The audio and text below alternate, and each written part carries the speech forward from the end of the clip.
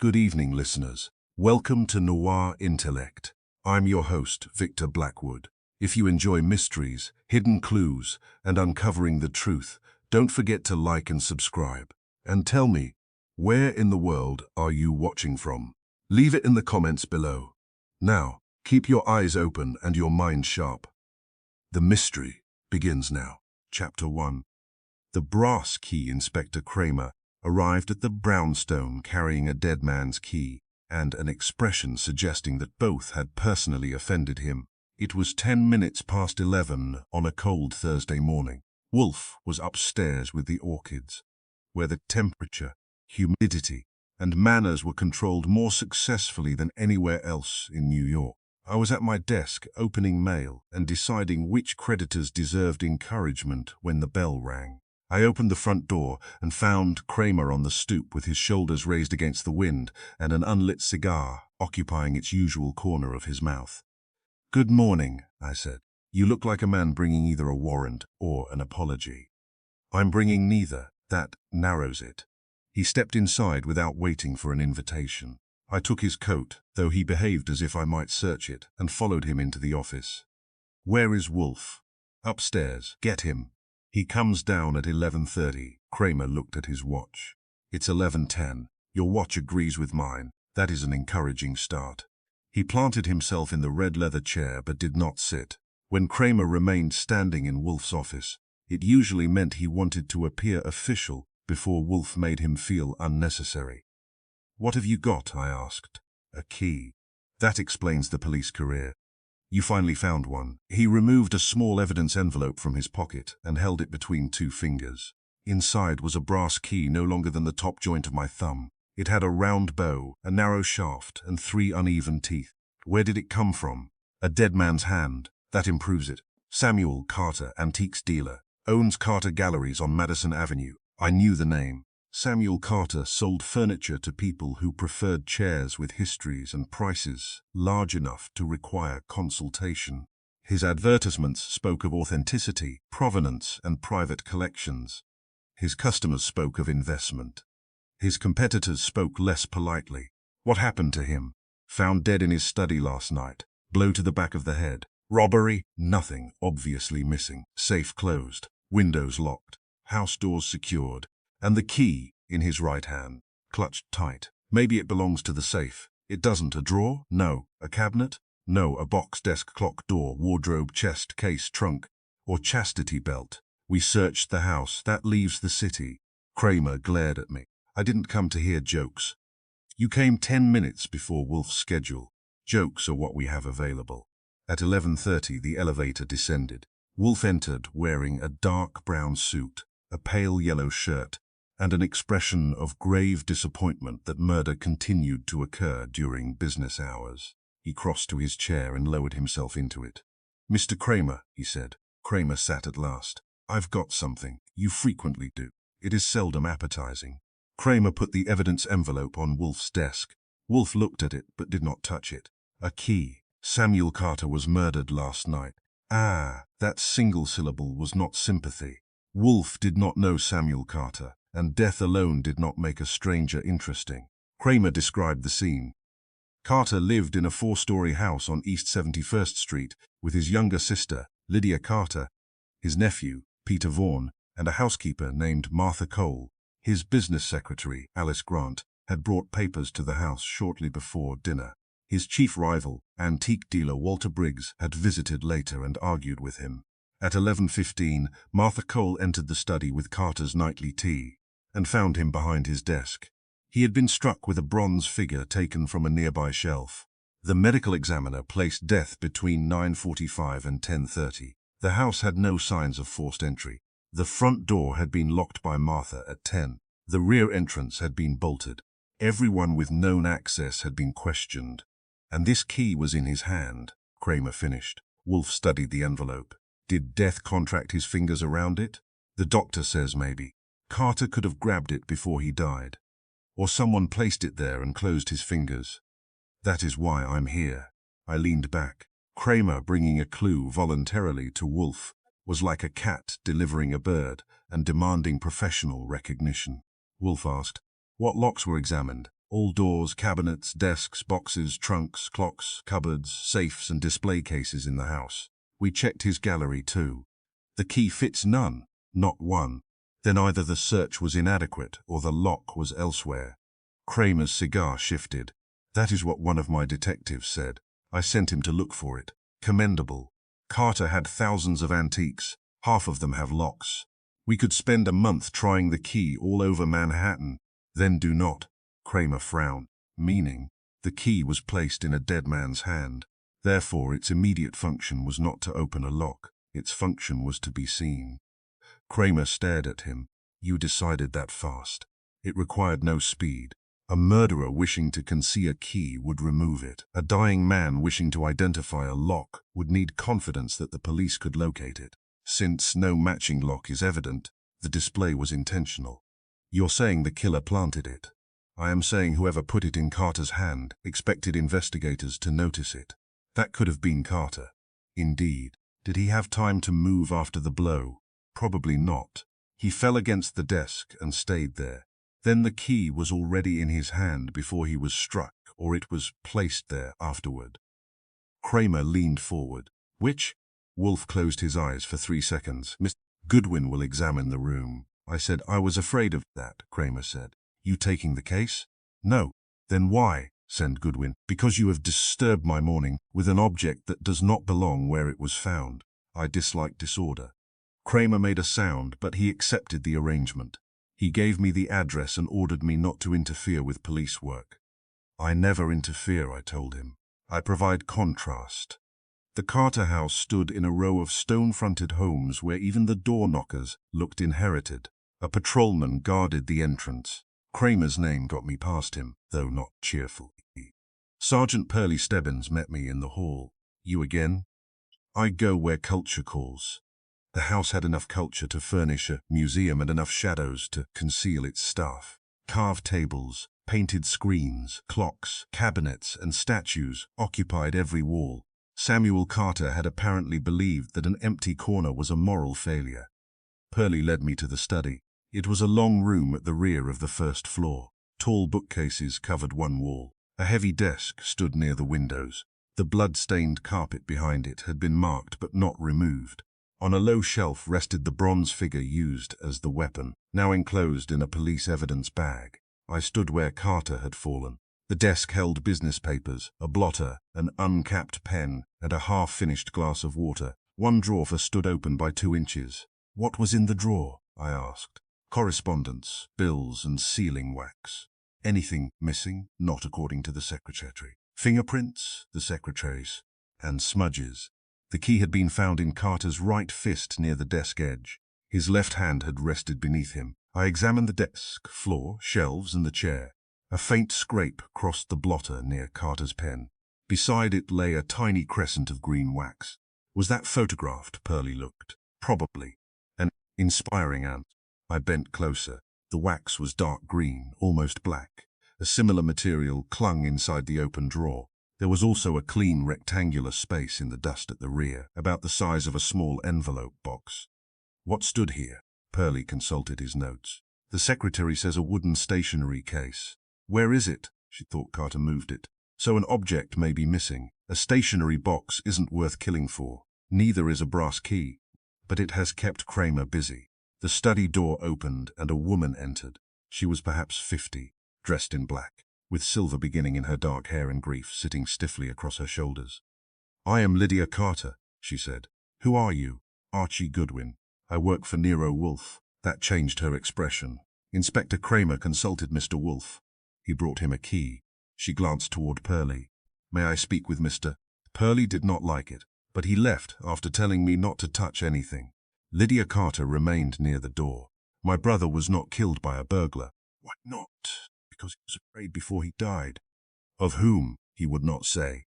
For the past week he checked every lock in the house himself. Yesterday he dismissed the night watchman from the gallery and ordered several objects brought here. What objects? A small carved chest, 2 old account books, and a grandfather clock. I looked around.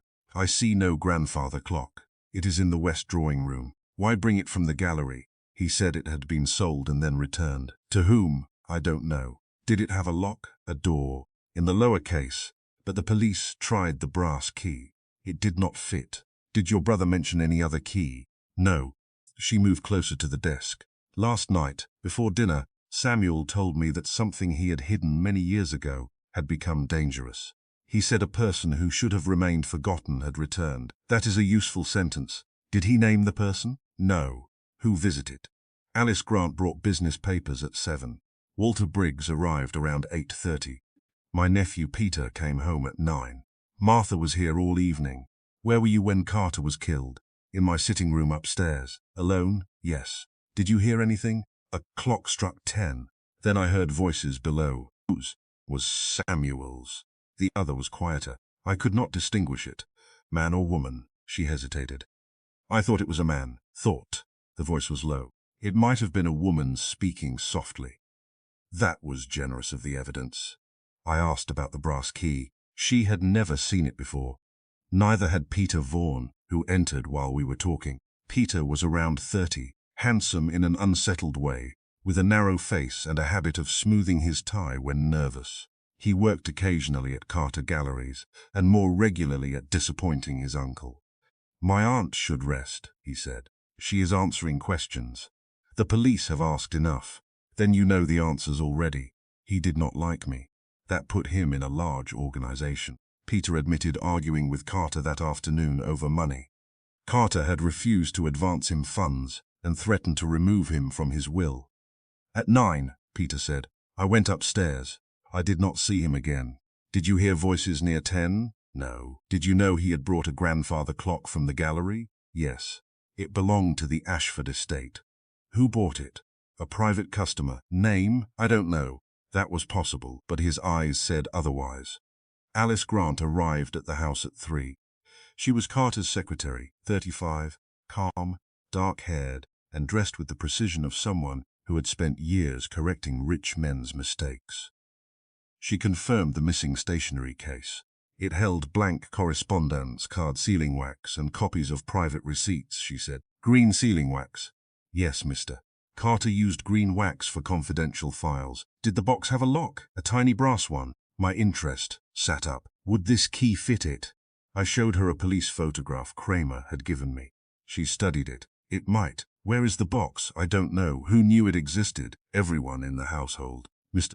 Carter kept it in the drawer for years. Then the police searched for the wrong lock because the matching lock was removed. She looked at me. Why would anyone take a stationery box and leave the key? That is one of the questions keeping Mr. Wolfe from enjoying his day. Alice told me Carter had spent the previous week reviewing old purchase records. He had asked her to locate documents from an estate sale 22 years earlier. The estate belonged to a man named Jonathan Ashford. The grandfather clock, I asked. It came from the Ashford house. What else? Writing desk, a set of silver candlesticks, several paintings, and a small iron document chest. Where is the chest now? She frowned. It was never listed as sold. Did it have a key? I have never seen it. Walter Briggs arrived before I left. He was a heavy man with white hair, a black coat, and a face designed for denying invoices. He admitted arguing with Carter, but claimed it concerned the ownership of the Ashford clock. Carter sold it to one of my clients, Briggs said. Then he took it back without explanation. Who was the client? That is confidential. So is murder, until the newspapers arrive. He looked toward the study. The buyer was Henry Vale, a retired judge. Why did Carter take the clock back? He said it contained something not included in the sale. What? He refused to say. I returned to West 35th Street at 6:15. Wolfe was in the office, reading a book while Fritz prepared dinner. I reported the missing stationery case, the green wax, the Ashford estate records, the returned clock, and the iron document chest. Wolfe closed his book. The brass key may fit the missing stationery case, I said. That would explain why no lock in the house matches it. No, you reject it without seeing the box. The key was clenched in Carter's hand. If it opened a familiar box from his desk, the police would identify its purpose as soon as the absence was noticed. That is too direct. The box was overlooked. By the police, perhaps, not by the murderer. So the key does not fit it? It may. But that is not its true significance. I sat at my desk. You have one already? Possibly. What do the Ashford objects share? They came from the same estate, and one was returned because it contained something excluded from the sale. Carter feared a forgotten person had returned. He reviewed 22-year-old records. A confidential box disappeared. The key in his hand fits no remaining lock. You think the lock was removed with the box, or the key was chosen because it resembles one that would. The telephone rang. It was Inspector Kramer. I listened, asked him to repeat it, and covered the mouthpiece. They found the stationery case. Where? In Peter Vaughan's bedroom closet. Locked? And the key? I uncovered the phone. Try the brass key, Kramer growled. We did. It doesn't fit. I relayed that to Wolfe. His eyes narrowed. What was inside the case? He asked. I repeated the question. Kramer said, green wax, blank cards, and old receipts. Nothing worth killing for. Any receipt from the Ashford estate? There was a pause while he checked. 1. Purchase of a grandfather clock dated 22 years ago. Signed by whom? Another pause. Samuel Carter. Wolfe extended his hand for the phone. I gave it to him. Mr. Kramer, do not arrest Peter Vaughan for possessing that box. I didn't say I would. You were considering it. What do you know? That the stationery case was planted. The murderer wished you to connect the brass key, the missing box, and Mr. Vaughan. Since the key does not fit, the arrangement failed through ignorance. Kramer demanded an explanation. Wolfe said, bring me the key tomorrow morning. Also bring a photograph and measurements of the keyhole in the Ashford grandfather clock. It doesn't fit that either. I know. Then, why? Because a key may identify a lock without opening it. Wolfe returned the receiver to its cradle. I looked at him. That sounds impressive, I said. Would you like to explain it? No. Why not? Because I have not yet earned certainty. Fritz entered and announced dinner. Wolfe rose. The aroma from the dining room suggested roast duck, which meant murder would have to wait. Before following him, I looked at the photograph of the brass key. It had been found in Samuel Carter's fist, yet it opened nothing in his house. The matching box had vanished. An unrelated box had been planted in Peter's room, and an old clock had returned from a sale because it contained something that did not belong to its buyer. The key had not failed. Someone had expected it to point toward a lock that no longer existed, and Samuel Carter had died before he could tell us where it had gone. Chapter 2. The locked study. A locked room is not proof of magic. It is usually proof that someone has neglected a door. That was Nero Wolfe's opinion at breakfast the next morning, expressed while Fritz served him shirred eggs, grilled sausage, and toast prepared according to instructions too exact for ordinary kitchens. I had just told him Inspector Kramer wanted me back at the Carter house. The study door was locked when the body was found, I said. Wolfe placed a small quantity of egg on his fork. You omitted that yesterday. I had not been told. Martha Cole used her household key to enter. Kramer thought it unimportant because the murderer could have locked the door on leaving. Could have. The study key is missing. Wolfe stopped with the fork halfway to his mouth. That, he said, is not unimportant. Tell Kramer. He enjoys encouragement. Who possessed duplicate keys? Martha had a master key. Samuel Carter had the ordinary study key. Lydia says there was another copy in a locked cabinet, but it is gone. Wolfe lowered the fork. The brass key found in Carter's hand does not open the study. No, the study key has vanished. Yes. The stationery case was removed, planted in Peter Vaughan's bedroom, and found to contain a receipt concerning the Ashford clock. You are keeping up. Barely, under the burden of your disorderly reporting. He resumed breakfast. I asked, do you want me to look for a secret passage? No, look for a person who requires one. That was as close to practical guidance as I was going to get before the orchids claimed him. At 9:40 I reached East 71st Street. A hard blue sky hung over Manhattan, and the wind moved along the street as if it owned the property. The patrolman at the Carter entrance recognized me and demonstrated that memory does not necessarily improve manners. Inspector Kramer was in the front hall, talking to Pearlie Stebbins. The house had acquired the stale quiet of a place where everyone had spent the night listening for footsteps. Kramer handed me a photograph of the study door. It was locked when the housekeeper came with Carter's tea, he said. She used her master key. The windows were fastened from inside. The fireplace flue is too narrow for a cat. No hidden door. You sound disappointed. I sound like a man who searched a room while you ate breakfast. I was not eating. Wolfe was. That makes it worse. We entered the study. Without Samuel Carter's body, the room seemed less tragic and more secretive. Dark wood covered the walls. Shelves displayed carved figures, old boxes, silver objects, and clocks that appeared to distrust one another. The door had a heavy brass lock. Kramer's men had removed the plate and examined it. There was no damage and no sign of manipulation. The murderer left through this door and locked it, I said, with Carter's missing key, or the duplicate. Either way, someone had a key, unless Carter admitted the killer and locked the door himself. Kramer looked at me. Then how did the killer leave? Through the door. It was locked. You just said there were 2 missing keys. That gives us a wide selection. Kramer said something about my profession and went to question a servant. I examined the study again. The curtains had been drawn at the time of the murder. Both windows overlooked a narrow rear garden enclosed by high brick walls. The catches were old but firm. Dust along the inner ledges showed no disturbance. The bronze figure used to kill Carter had stood on the shelf behind his desk. The murderer had not brought a weapon. That usually meant the killing had not been planned, or the killer wished it to appear unplanned. The small crescent of green wax had been collected. The clean space inside the desk drawer marked where the stationery case had stood before it was planted upstairs. I inspected the chair, carpet, desk, and shelves. The grandfather clock from the Ashford estate had been moved into the study overnight at Kramer's order. It stood against the wall, 7 feet of dark walnut with a brass face and a lower door decorated with carved leaves. The police had tried the dead man's brass key in its lock. It entered less than halfway. I crouched for a closer look. The keyhole plate was newer than the surrounding wood. Kramer. He came back reluctantly. When was this lock replaced? He bent beside me. We asked. Nobody knows. The brass plate has not aged with the case. The screws are newer too. So perhaps the key does not fit because the original lock is gone. Kramer stared at the clock. You think Carter replaced it? Someone did.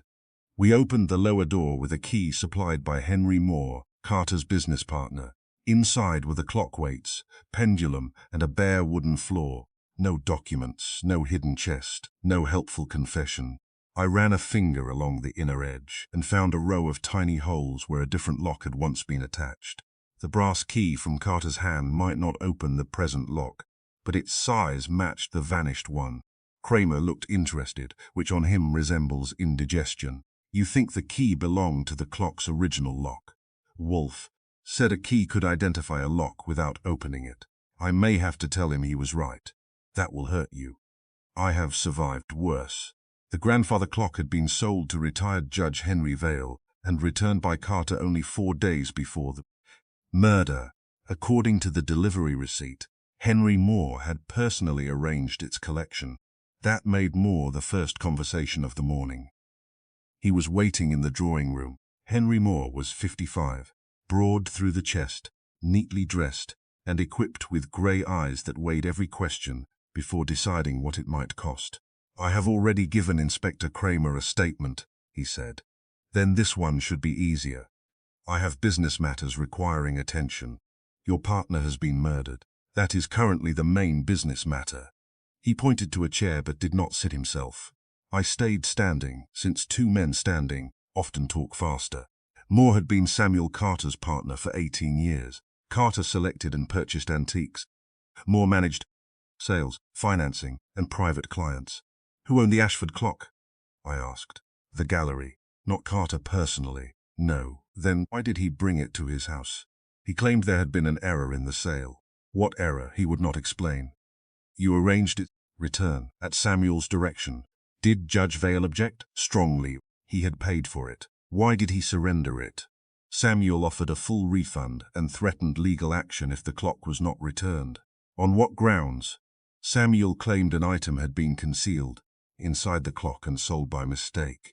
Did anyone find the item? Not while I was present. What was it? Moore looked at the door. An old document, I believe. What kind? I do not know. You know more than that. His eyes hardened. Samuel had become irrational during the past week. He accused people of theft. He searched old accounts and demanded records from 20 years ago. Did he accuse you? He accused everyone. What did you quarrel about? The gallery's ownership. Samuel planned to dissolve our partnership. That was better than an old document. Why? He said he intended to sell the business. To whom? He would not tell me. What would his death mean for the partnership? Moore hesitated. Under our agreement, I have the option to purchase his share from the estate. At a fixed price? Yes. A price set 8 years ago. Before antique prices climbed. He did not answer. Samuel Carter's death would allow Henry Moore to obtain half the gallery for considerably less than its current value. That was a motive with polished shoes. Where were you between 9:45 and 10:30? I asked. At my apartment, alone? Yes. Did you possess a key to this house? No. The gallery? Of course. The study? No. Could you have obtained one?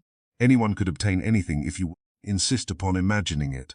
I thanked him for the philosophy and moved on. David Carter arrived shortly before noon. He was Samuel Carter's nephew through a younger brother who had died years earlier. That made 2 nephews in the household orbit. Peter Vaughan was Lydia's son. David Carter carried the family name and believed that gave him seniority. He was 38, lean, dark-haired, and dressed as though he had come from a bank meeting. Unlike Peter, who wore nervousness openly, David stored his behind courtesy. My uncle and I disagreed, he said. That is not a crime. Depends on the disagreement. He intended to sell several family pieces that had never belonged to the gallery, such as the Ashford clock, a carved writing desk, and a set of silver candlesticks. Those came from the Ashford estate, not the Carter family. My uncle said so. My father said otherwise. Explain. David walked to the window. Samuel and my father began dealing in antiques together. After my father died, Samuel took full control.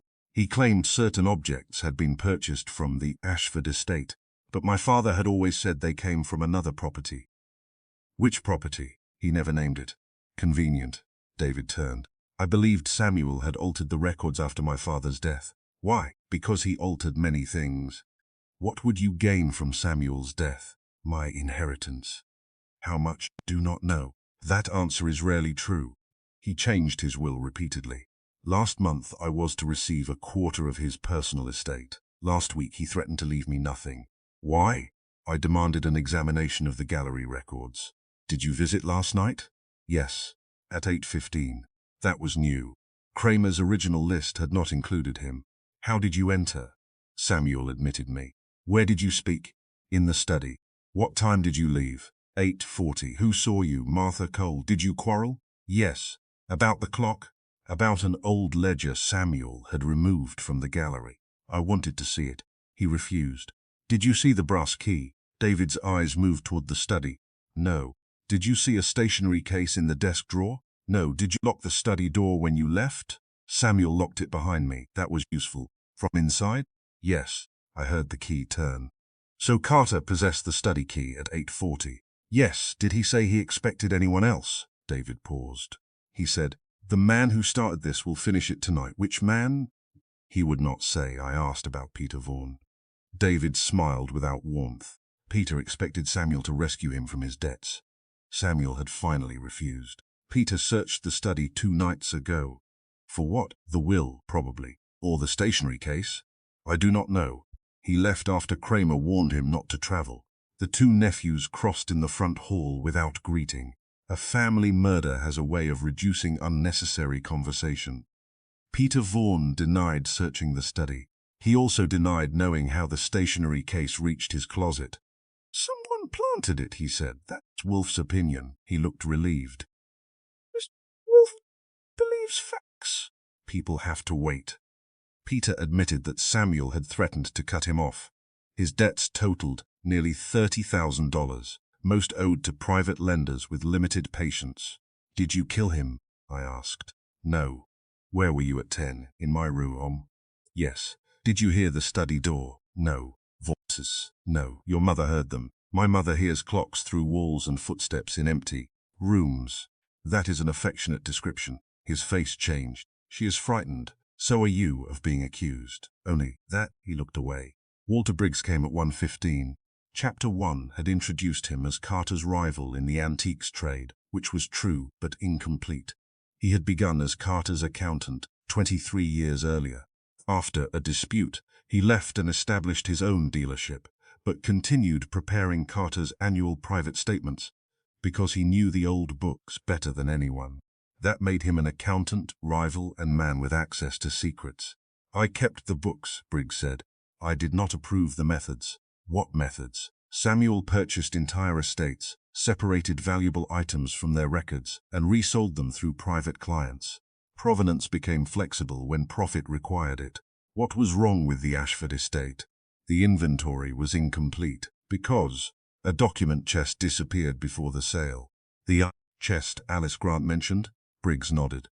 "Jonathan Ashford kept private ownership papers in it. Samuel insisted it had never been delivered." "Did you believe him?" "No." "Why quarrel with him Tuesday night?" "He accused me of sending someone to Judge Vale to examine the clock." "Did you?" Briggs hesitated. "Yes." "Who?" "A locksmith." That got my full attention. "What did the locksmith find?" "The lower lock had been replaced recently. Marks in the wood showed a smaller lock had once been fitted, like the one the brass key might open." Briggs stared at me. "What brass key?" I showed him the police photograph. His face changed slowly. "I saw a key like that 22 years ago." "Where?" "On Samuel Carter's desk, the week after the Ashford sale." "What did it open?" "I never knew. He kept it attached to a small tag bearing a number." "What number?" 17. "Did the clock have an inventory number?" "Yes, 17. That was the best fact of the day."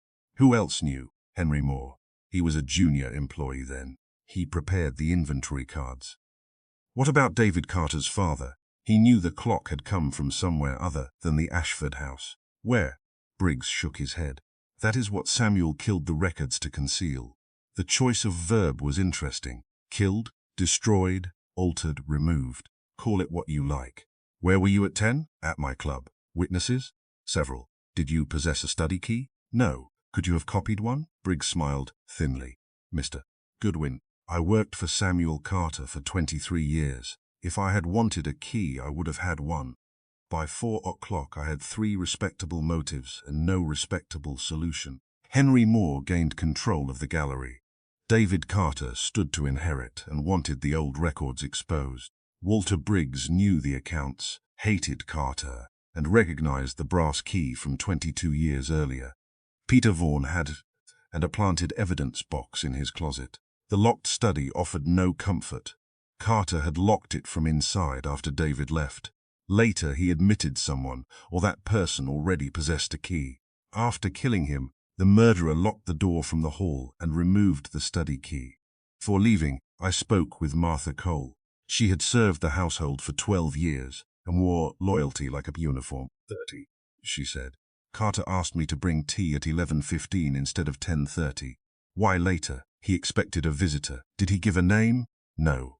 He said I was not to answer the front door after 10. How was the visitor supposed to enter? He must have had a key. Did you hear the bell? No. Footsteps. At 10. I heard the grandfather clock strike. The clock in the study. It had not been wound. It could not strike. I looked at her. Which clock did you hear? That is what troubled me. The sound came from the study, but the Ashford clock had been silent since it arrived. How many strokes? 10. Anything after. A lighter sound, like wood closing. The Ashford clock had struck 10, though. Its mechanism was not running. Someone had opened or moved something inside it. I returned to West 35th Street at 5:40.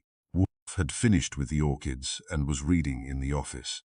I gave him the day's collection. He listened without interruption until I mentioned the silent clock striking 10. Then his eyes opened. Repeat Mrs. Cole's words. I did. You inspected the movement. Kramer's men did. The clock has not been wound and one weight is disconnected. Then it did not strike. She heard 10 strokes. No. She heard 10 similar sounds and supplied the hour, such as a person turning or releasing something repeatedly. The lock? No key requires 10 turns. The clock mechanism, possibly.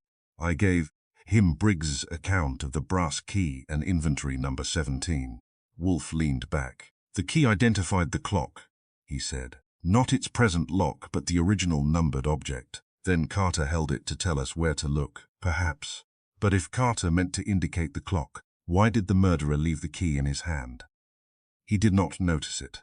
Carter's fist was closed around it. The killer removed the study key and the stationery case, searched the archive, planted evidence upstairs, and locked the room. Such a person would inspect the victim's hands. So the murderer wanted us to search the clock. Yes, that is generous, or dangerous. I sat at my desk. Moore, David, and Briggs all had motives. Moore gets the business. David gets an inheritance. Briggs knew the old fraud, and each directs attention toward another. Moore controls the clock's return. David Carter demands the ledgers. Mr. Briggs identifies the vanished lock. Peter Vaughan receives planted evidence. You have a preference? No. He rang for beer. I looked at the photograph of the brass key lying on my desk. It had belonged to the Ashford clock, or someone wanted us to believe it had. The original lock was gone. The study had been locked with another missing key. An unwound clock had produced 10 sounds at the hour of the murder. 3 men had quarreled with Samuel Carter. All 3 could profit from his death. And somewhere inside the locked study, a dead clock had spoken. Chapter 3. The Key That Fits Nothing. By 10 the next morning, Nero Wolfe's office contained 3 locksmiths, 1 inspector, a detective sergeant, a brass key, and enough professional disagreement to open any door in New York by noise alone. Inspector Kramer had brought the key in its evidence envelope. The locksmiths had brought magnifying lenses, calipers, files, charts, and the confidence of men who believed every mystery could be reduced to metal. Wolfe sat behind his desk with his fingers resting on the arms of his chair. I occupied my desk. Pearlie Stebbins stood near the bookshelves, guarding the room from anyone foolish enough to enter voluntarily. The first locksmith, Amos Hill, specialized in residential locks. He had inspected every door in Samuel Carter's house, including the study door, cellar entrance, cupboards, attic rooms, and servants' quarters. It fits none of them, he said. The cuts are wrong for the house locks. Most of those are modern pin locks. This is older. The second, Charles Benton, handled safes and commercial cabinets. He had tested the key against locks at Carter Galleries, Carter's private office, the gallery vault, display cases, storage rooms, and 2 iron chests in the basement. No match, Benton said. It is not a safe key, too light. It could operate a small lever lock, but not any lock I found. The third was Eli Warren, a thin elderly man who restored locks on antique furniture and clocks. He held the key under Wolfe's desk lamp. It was made by hand, Warren said. Not entirely, but enough. The blank came from a common pattern. The teeth were filed for a particular lock. The Ashford grandfather clock, Kramer asked. No, I examined that lock and the marks left by the original one. The size is close, but the arrangement is wrong. Kramer removed his cigar from his mouth. Then what does it open? If I had the lock, I could tell you. We have searched the house and gallery. Then you do not have the lock. Kramer looked at Wolfe. I brought experts. They have reached the same conclusion you reached without moving from your chair. Wolfe's eyes remained on the key. No, he said. They have concluded only that the matching lock has not been found. That is the same thing. It is not. A thing that has not been found may still exist. Kramer put the cigar back. Wolfe addressed Warren. How old is the key? 20 years at least, possibly 30. Has it been used recently? Warren looked pleased. Regularly. Kramer frowned. How can you tell? Warren turned the key sideways beneath the lamp. The brass is dark with age, except along the shoulder and the right edges of the teeth. Those places are polished from contact with the lock. There are fresh scratches beneath the older wear. How fresh? Within weeks, perhaps days. Kramer leaned closer. Warren continued. The bow is polished on the lower curve where a thumb would press while turning. This was not a forgotten key stored in a drawer. Someone used it often. That was the first important fact of the morning. Samuel Carter had been found holding a key at least 20 years old, but its wear showed that the lock it opened was still in use. Wolfe said, Direction of turn? Clockwise. About a quarter turn, perhaps slightly more. Door or container? Likely a small door, cabinet, or compartment. The shaft is too short for a thick outer door. The lock would be mounted on wood or thin metal. A desk, a document box, yes. A clock case, yes, though not the Ashford clock as it now stands. Wolfe extended a hand. Kramer hesitated, then removed the key from the envelope with gloved fingers and placed it on a sheet of white paper. Wolfe did not touch it. He bent his head and examined it through his lens. "There is material in the grooves," he said. Warren nodded. "Graphite from the lock. Something else." Benton moved closer. Wolfe pointed with the end of a pencil. A thread no longer than an eyelash clung beneath the round bow. It was dark red. Pearlie said, "Could be from Carter's clothing. He wore a grey suit," Kramer replied. Warren lifted the thread with tweezers and sealed it in a small envelope. Under stronger magnification, another trace appeared near the base of the shaft. It was a pale powder with a faint reddish tint. "Brick dust," Benton suggested. "Or dried clay," Warren said. Kramer looked at Wolfe. "You intend to solve a murder with dirt. Most murderers eventually provide some." Wolfe leaned back. The key opened a lock set in wood or thin metal. It was used frequently. The location contained red fabric or carpeting and dust from brick or clay. "That describes half the buildings in New York," Kramer said. "Then you need only eliminate half." The locksmiths departed after signing statements. Kramer remained. "The key has been checked against Carter's vehicles too," he said. "His car, the gallery truck, and an old delivery van. Nothing." "Excellent. What is excellent about it?" "The key is becoming more specific by refusing ordinary explanations." Kramer planted both hands on Wolfe's desk. "Carter was murdered in a locked study. 3 men had motives. Henry Moore gains control of the gallery. David Carter expects an inheritance. Walter Briggs hated Carter and knew about the Ashford records. Peter Vaughan had the missing stationery case in his closet. I have enough suspects. I need a lock." "You require more than a lock." "What?" A reason the key was displayed. Kramer's jaw moved. Wolfe continued. "If Carter seized the key before his death, he intended it as information. If the murderer placed it in his hand, it was a false direction. In either case, its importance lies in the object it identifies, the Ashford clock. Perhaps its old inventory number was 17. Briggs claims he once saw a similar key tagged with that number, but the clock's original lock is gone." "You think Briggs lied?" "I think he offered a memory too useful to be accepted without examination." Kramer straightened. "Goodwin can examine it." "I had expected that," I said. Kramer left us the photograph and measurements, but took the key at 11:30. Wolfe went upstairs to the plant rooms. I went to Carter Galleries. The gallery occupied 2 floors of a stone building on Madison Avenue. Its windows displayed a carved chest, a silver tea service, and a chair that looked uncomfortable enough to be royal. Alice Grant received me in Samuel Carter's private office. She wore black and had added a stack of estate correspondence to her normal duties. "The police have already tested the key here," she said. "I came to test people." "That sounds less precise." "It often works better." The office contained a broad desk, filing cabinets, auction catalogues, and photographs of antiques sold during Carter's long career. Nothing had been disturbed except the drawers examined by police. "Did Samuel carry the brass key?" I asked. "I never noticed it." "Think about his habits." "Did he keep a separate key in his vest pocket?" "Wallet," Alice considered. "He had a small key on a plain ring. He carried it alone, not with his house or gallery keys." "How often did you see it?" "Once or twice a week." "What did he use it for?" "I do not know." "That is discouraging in a secretary. He did not explain every movement." "What movements?" She hesitated.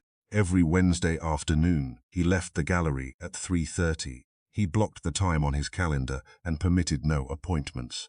"Where did he go?" "He never said." "When did he return?" "Usually before 5. "Did he take anything?" "Sometimes an envelope or account book." "Did he carry the key?" "I saw him put it into his pocket before leaving." That was better than a matching lock. "Did Henry Moore know about these trips?" "He knew Samuel left, but I doubt he knew where." "David Carter?" "David once followed him." I put down my pencil. "When?" 2 weeks ago. Samuel saw him across the street after leaving the gallery. They quarreled when he returned. "What did Samuel say?" "That David had no right to interfere with matters that began before he was born." "What did David say?" "He accused Samuel of hiding family property." "Did Walter Briggs know?" "Briggs knew many things Samuel believed secret." I asked for Carter's appointment books. The Wednesdays were blank, but taxi receipts told a better story. Most were ordinary. Several showed trips downtown.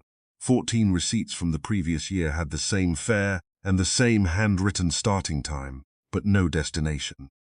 The driver number appeared on each. I telephoned Saul Panzer from Alice's office. "Find the driver," I said. "Cab number 6J17. He picked up Samuel Carter on Wednesdays around 3:30. "Anything else?" Carter carried a small brass key and occasionally an envelope. "We need the destination." Saul said he would call. I spent another hour with the gallery records. The Ashford estate inventory listed the grandfather clock as item 17. The clock's original description included a lower compartment fitted with a private lock. A handwritten notation stated, "Compartment empty at delivery."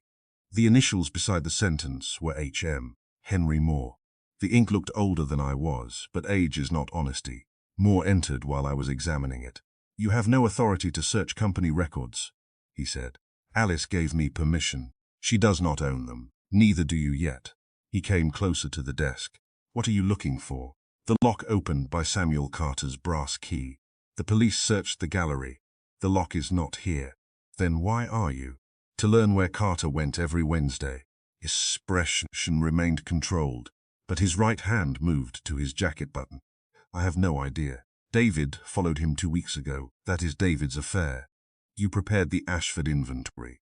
You marked the clock compartment empty." "It was empty." "Did you test its lock?" "No." "Did you possess the original key?" "No." "Did Carr?" "I never saw it." That contradicted Briggs, though contradiction among antiques dealers could be considered a business custom. "Why was the clock's lock replaced?" I asked. Moore looked toward the office door. "Samuel ordered it." "When? A month ago." "Before or after Judge Vale purchased it?" "After."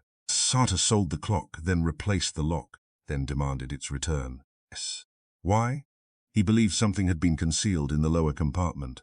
"What?" "He did not tell me." "Who changed the lock?" "A repairman Samuel hired." "Privately." "Name?" "I do not know." "You manage the business and do not know who worked on a valuable clock." "Samuel paid him personally." Moore's explanations were smooth, but the facts under them had sharp corners. I left him with the inventory and went upstairs to the restoration room. There I found the old lock removed from the Ashford clock. It lay in a shallow wooden tray among hinges, handles, screws, and other discarded parts. The restoration foreman said Samuel had ordered it kept. I telephoned Kramer. "Bring the key," I said. He arrived 35 minutes later with Pearlie and the evidence envelope.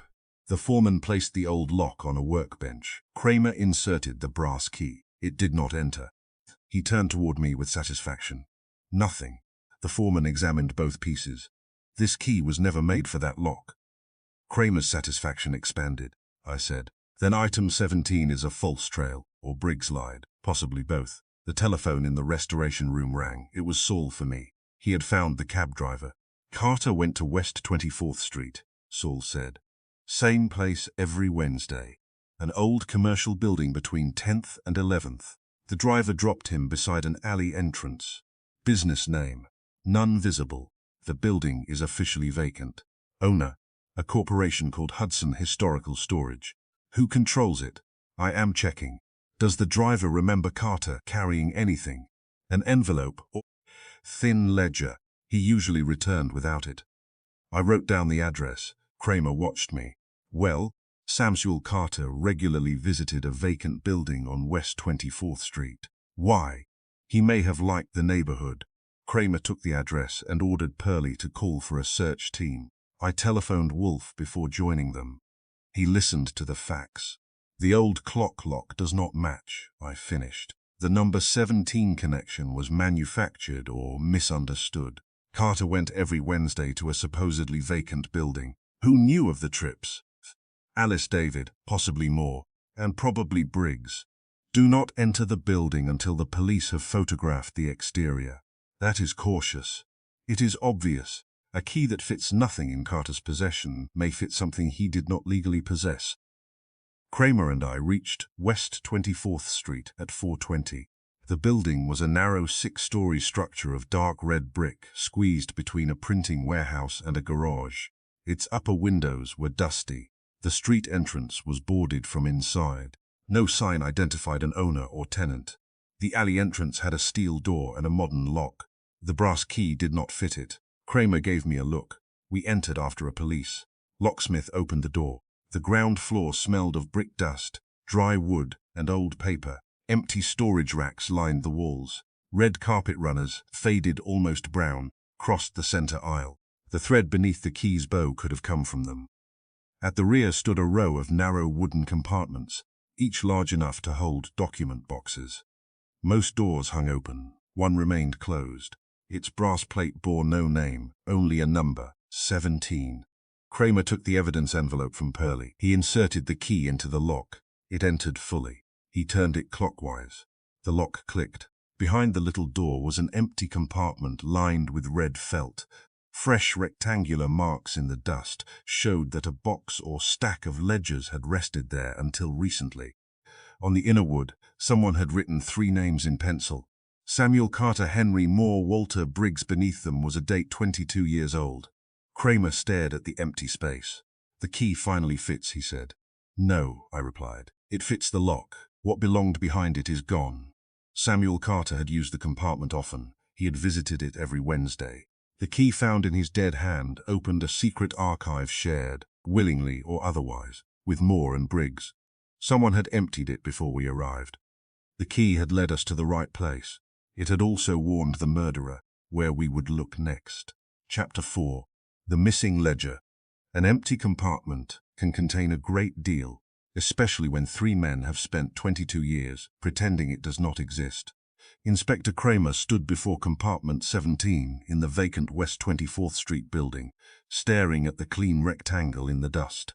Samuel Carter's brass key remained in the lock. On the inner wall, the names Samuel Carter, Henry Moore, and Walter Briggs had been written in pencil above a date from 22 years earlier. Kramer removed his cigar. "What was stored here?" "If the compartment were talkative," I said, "we would not need detectives." He turned to Pearlie Stebbins. "Search the building. Every floor, cabinet, pipe space, and rubbish bin." The search lasted 2 hours and produced 3 dead mice, a broken chair, old packing straw, and a lunch receipt from 6 years earlier. None confessed. The police photographer took pictures of the compartment. A laboratory man collected dust, fibers, and graphite from the lock. The red felt lining matched the thread found beneath the bow of the brass key. The pale red powder on the shaft matched dust from the brick wall beside the compartments. The key had been used there recently. That was no longer an opinion. On a narrow shelf beneath compartment 17, I found a small card partly hidden behind the wooden frame. It was yellow with age and carried 4 typed entries. 17A, Purchase Record. 17B, Private Distributions. 17C, Ashford Settlement. 17D, Annual Ledger. The final line had been underlined in pencil. Kramer read it over my shoulder. Annual Ledger. Possibly the thing that made the clean mark. The rectangle inside the compartment was the right size for a thick account book. Kramer ordered the card bagged. Then he telephoned his office and told someone to search every room Samuel Carter had owned, rented, visited, financed, or looked at with interest. I left him to enjoy himself and returned to Carter Galleries. Alice Grant was seated behind Samuel's desk with 2 stacks of files and a face that suggested the files were winning. I placed a copy of the compartment card before her. "Do you know anything about an annual ledger?" She read it twice. Samuel kept several ledgers.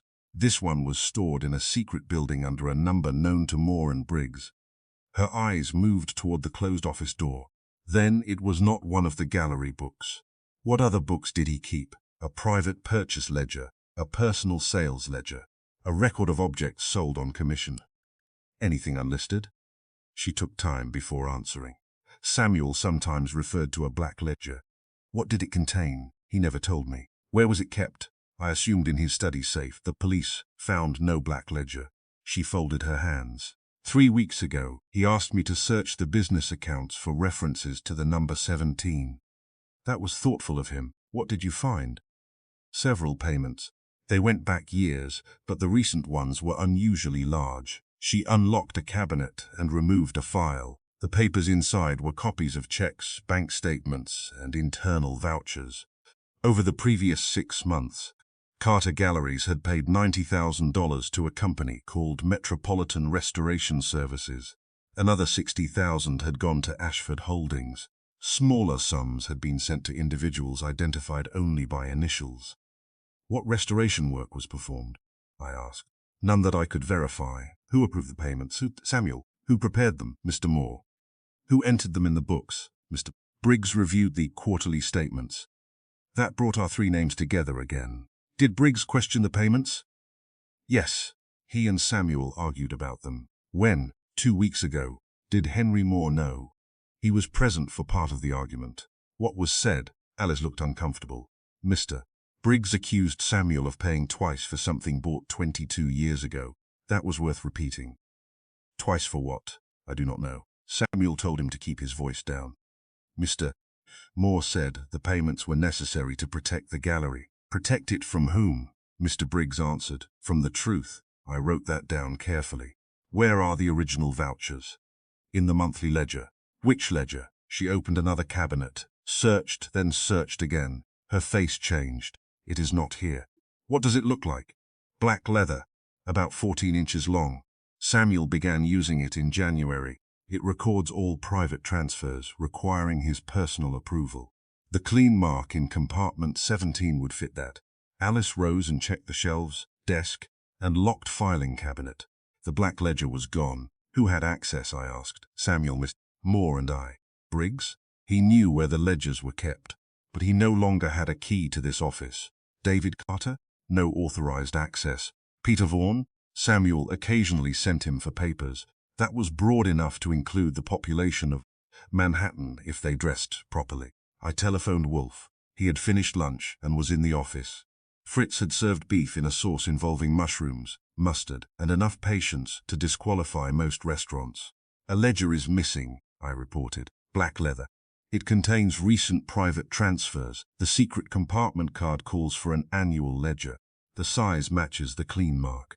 Transactions? 90,000 to Metropolitan Restoration Services, 60,000 to Ashford Holdings, and various payments by initials. Moore prepared them. Carter approved them, and Briggs reviewed the accounts. What service did Metropolitan Restoration perform? Nen Alice can identify. Ownership of the companies? Not yet. Ask Saul. I did. Saul said he would investigate. Wolfe continued. When was the ledger last seen? Alice used it Monday afternoon. Carter took it from the gallery Tuesday morning. The day of his death? Yes. Did he carry it home? She does not know. Then learn. He hung up. Henry Moore arrived at the gallery at 2:10. Alice had telephoned him before I could stop her. He entered Carter's office, saw the open cabinets, and demanded an explanation. The black ledger is missing, I said. Moore's face became still. That is a police matter. It became one when Samuel Carter was killed. I know nothing about the ledger's location. You prepared the payments recorded in it. At Samuel's direction. To Metropolitan Restoration Services? Yes. What did the company restore? Documents. Documents are usually copied, repaired, or forged. Which was it? His eyes hardened. Old records from the Ashford estate required preservation. Where are they? I never saw them. You paid $90,000 for work you never inspected. Samuel insisted upon secrecy. What about Ashford Holdings? A private investment company. Owned by whom, I do not know. You sent it $60,000. Again, at Samuel's direction. Walter Briggs said the payments bought something twice. Moore's jaw tightened. Briggs enjoys phrases. He also knows the old accounts. He knows enough to be dangerous, and not enough to be accurate. I showed him the compartment card. His expression changed at the words annual ledger. You knew about compartment 17, I said. No. Your name is written inside it. I have not entered that building in 20 years. That is different from not knowing. Moore turned toward the window. Samuel, Briggs, and I rented storage space there when the gallery was young. We kept records that clients did not want in the main office. What kind of records? Private purchases? Illegal purchases? No. Fraudulent ownership histories? No. Then why hide them? Because wealthy clients value privacy. Did the black ledger record those clients? I do not know. You prepared every payment. I prepared what Samuel ordered. He reached for his coat. Where were you Tuesday morning? I asked. At the gallery. Alice says Samuel removed the black ledger around 10. I saw him take a book. Where did he go? He left through the rear entrance. Carrying it? Yes, that was the first. Confirmation. Did he return with it? Moore paused. I did not see him return. Was he expected at the West 24th Street building? I cannot answer that. You just did. He left without another word. Walter Briggs was at his dealership on Lexington Avenue. His office contained fewer antiques than Carter's and more papers, which made it look less profitable, but more honest. When I mentioned the black ledger, he closed the file before him. So it is gone, he said. You expected that? I expected Samuel to destroy it. What did it contain? The truth about the Ashford sale. Be generous. Briggs leaned back. 22 years ago, Samuel, Henry Moore, and I discovered that several objects listed in the Ashford estate had not belonged to Jonathan Ashford. They came from the estate of a collector named Charles Mercer. Why were they listed as Ashford property? Because Mercer's heirs had not yet located them. Samuel purchased the objects cheaply under false records and sold some at full value. The grandfather clock? Yes. What was hidden inside it? Mercer's original ownership ledger. That explained why Carter had demanded the clock's return. What happened to the Mercer ledger? Samuel said it was destroyed. You did not believe him. No. What was the black ledger? A continuation. Samuel recorded payments made to keep the old fraud concealed. He paid intermediaries, heirs, appraisers, and anyone who threatened to expose him. Metropolitan Restoration Services, a false company, controlled by whom? I suspected Henry Moore. Ashford Holdings. Samuel controlled that one. Why pay money from one Carter account to another Carter company? To move funds beyond the gallery books, or to conceal a payment to someone else. What did you mean when you accused Carter of paying twice for something bought 22 years ago? Briggs studied me. Someone recently offered Samuel the original Mercer records. Samuel had already paid once to obtain and suppress them. Now he was being forced to buy them again. Who had them? I do not know. David Carter? Possibly. His father knew about the fraud. Henry Moore? Certainly possible. You? Briggs's mouth twisted. If I had them, Samuel would not have been permitted to bargain. Where were you Tuesday morning? At my office. Did you visit compartment 17? No.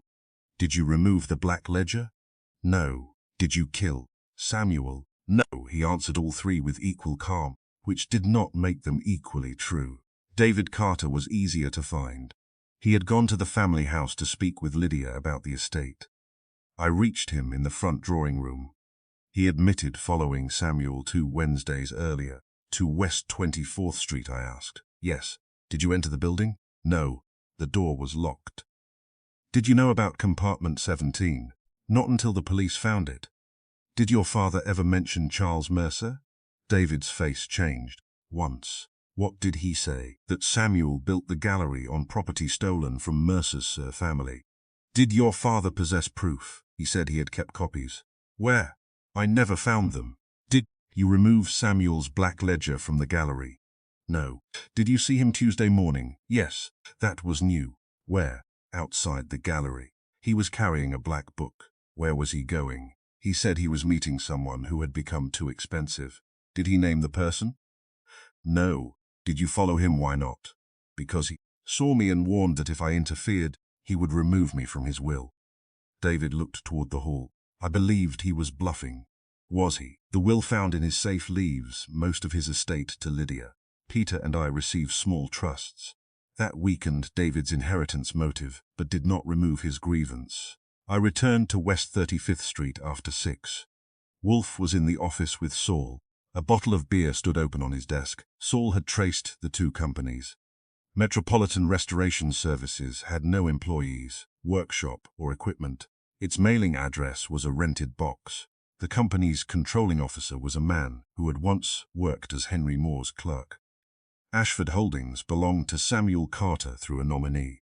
Money sent to it had been withdrawn in cash within 48 hours. By whom? I asked. The withdrawal slips carry Carter's signature, Saul said, but the latest one may be forged. Wolfe's eyes narrowed. How much?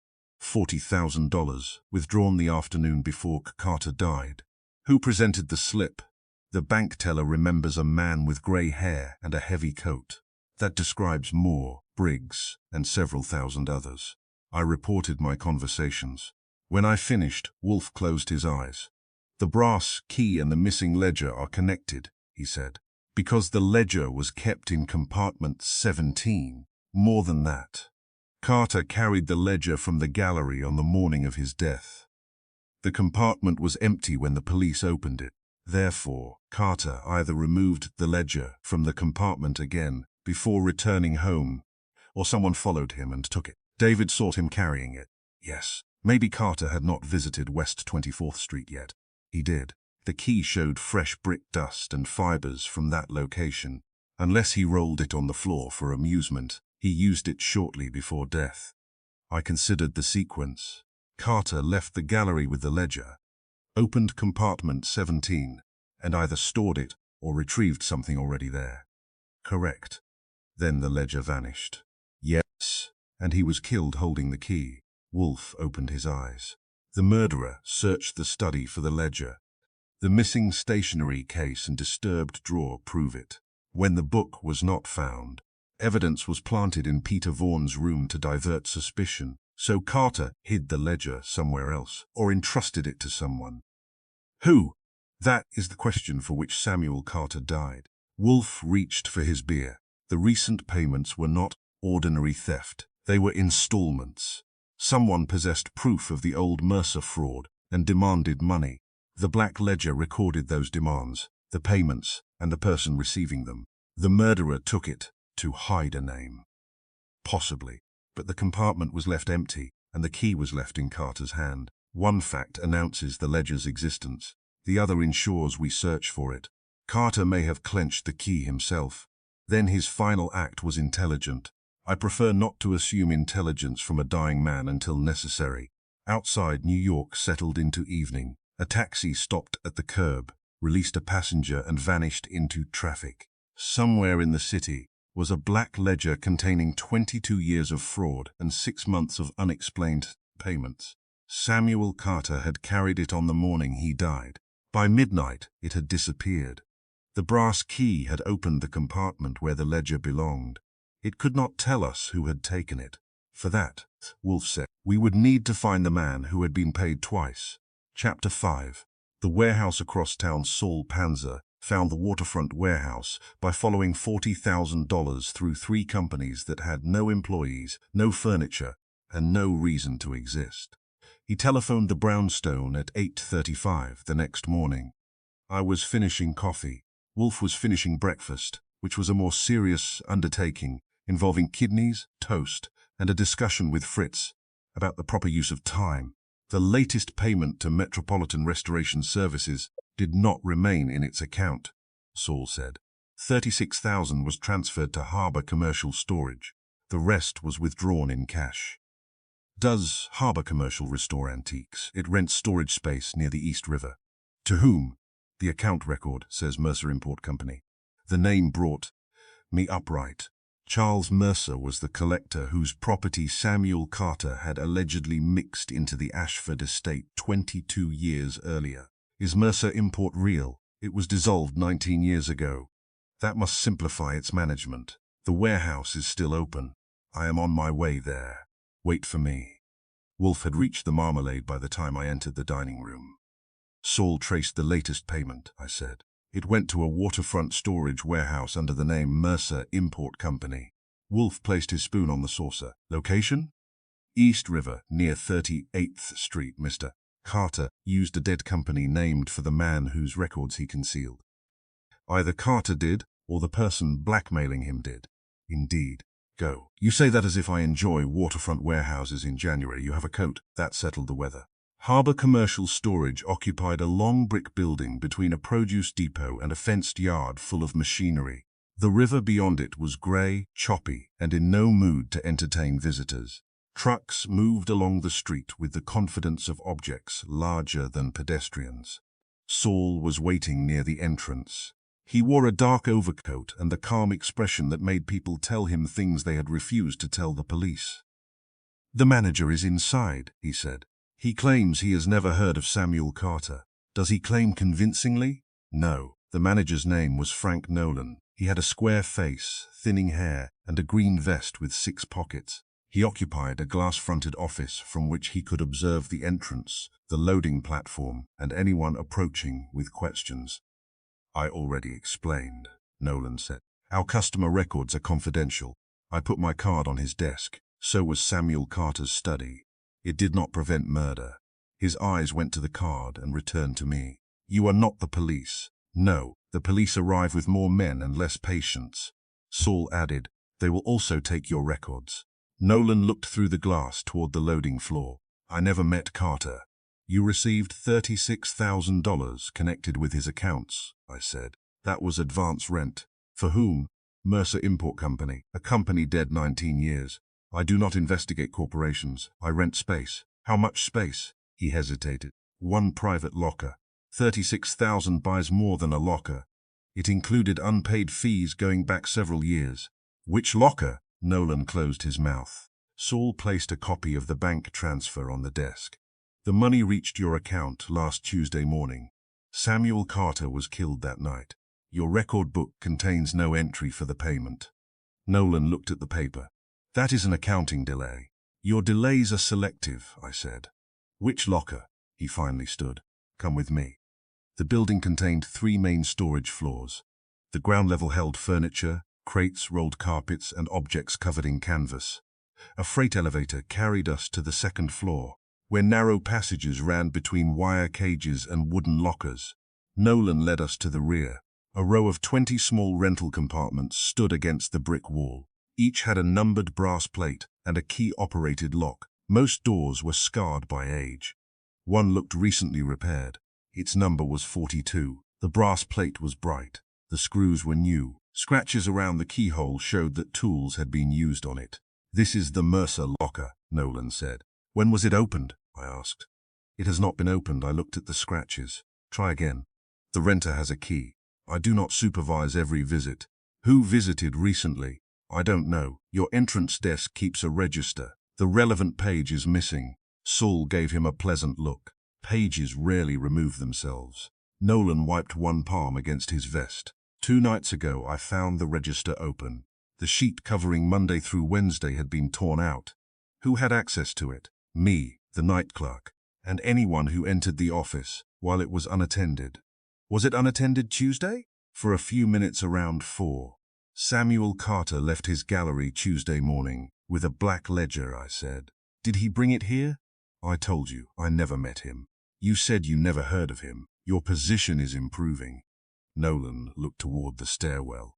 Saul said, "The police can compare your memory with the building's telephone records and the bank deposit. That did it."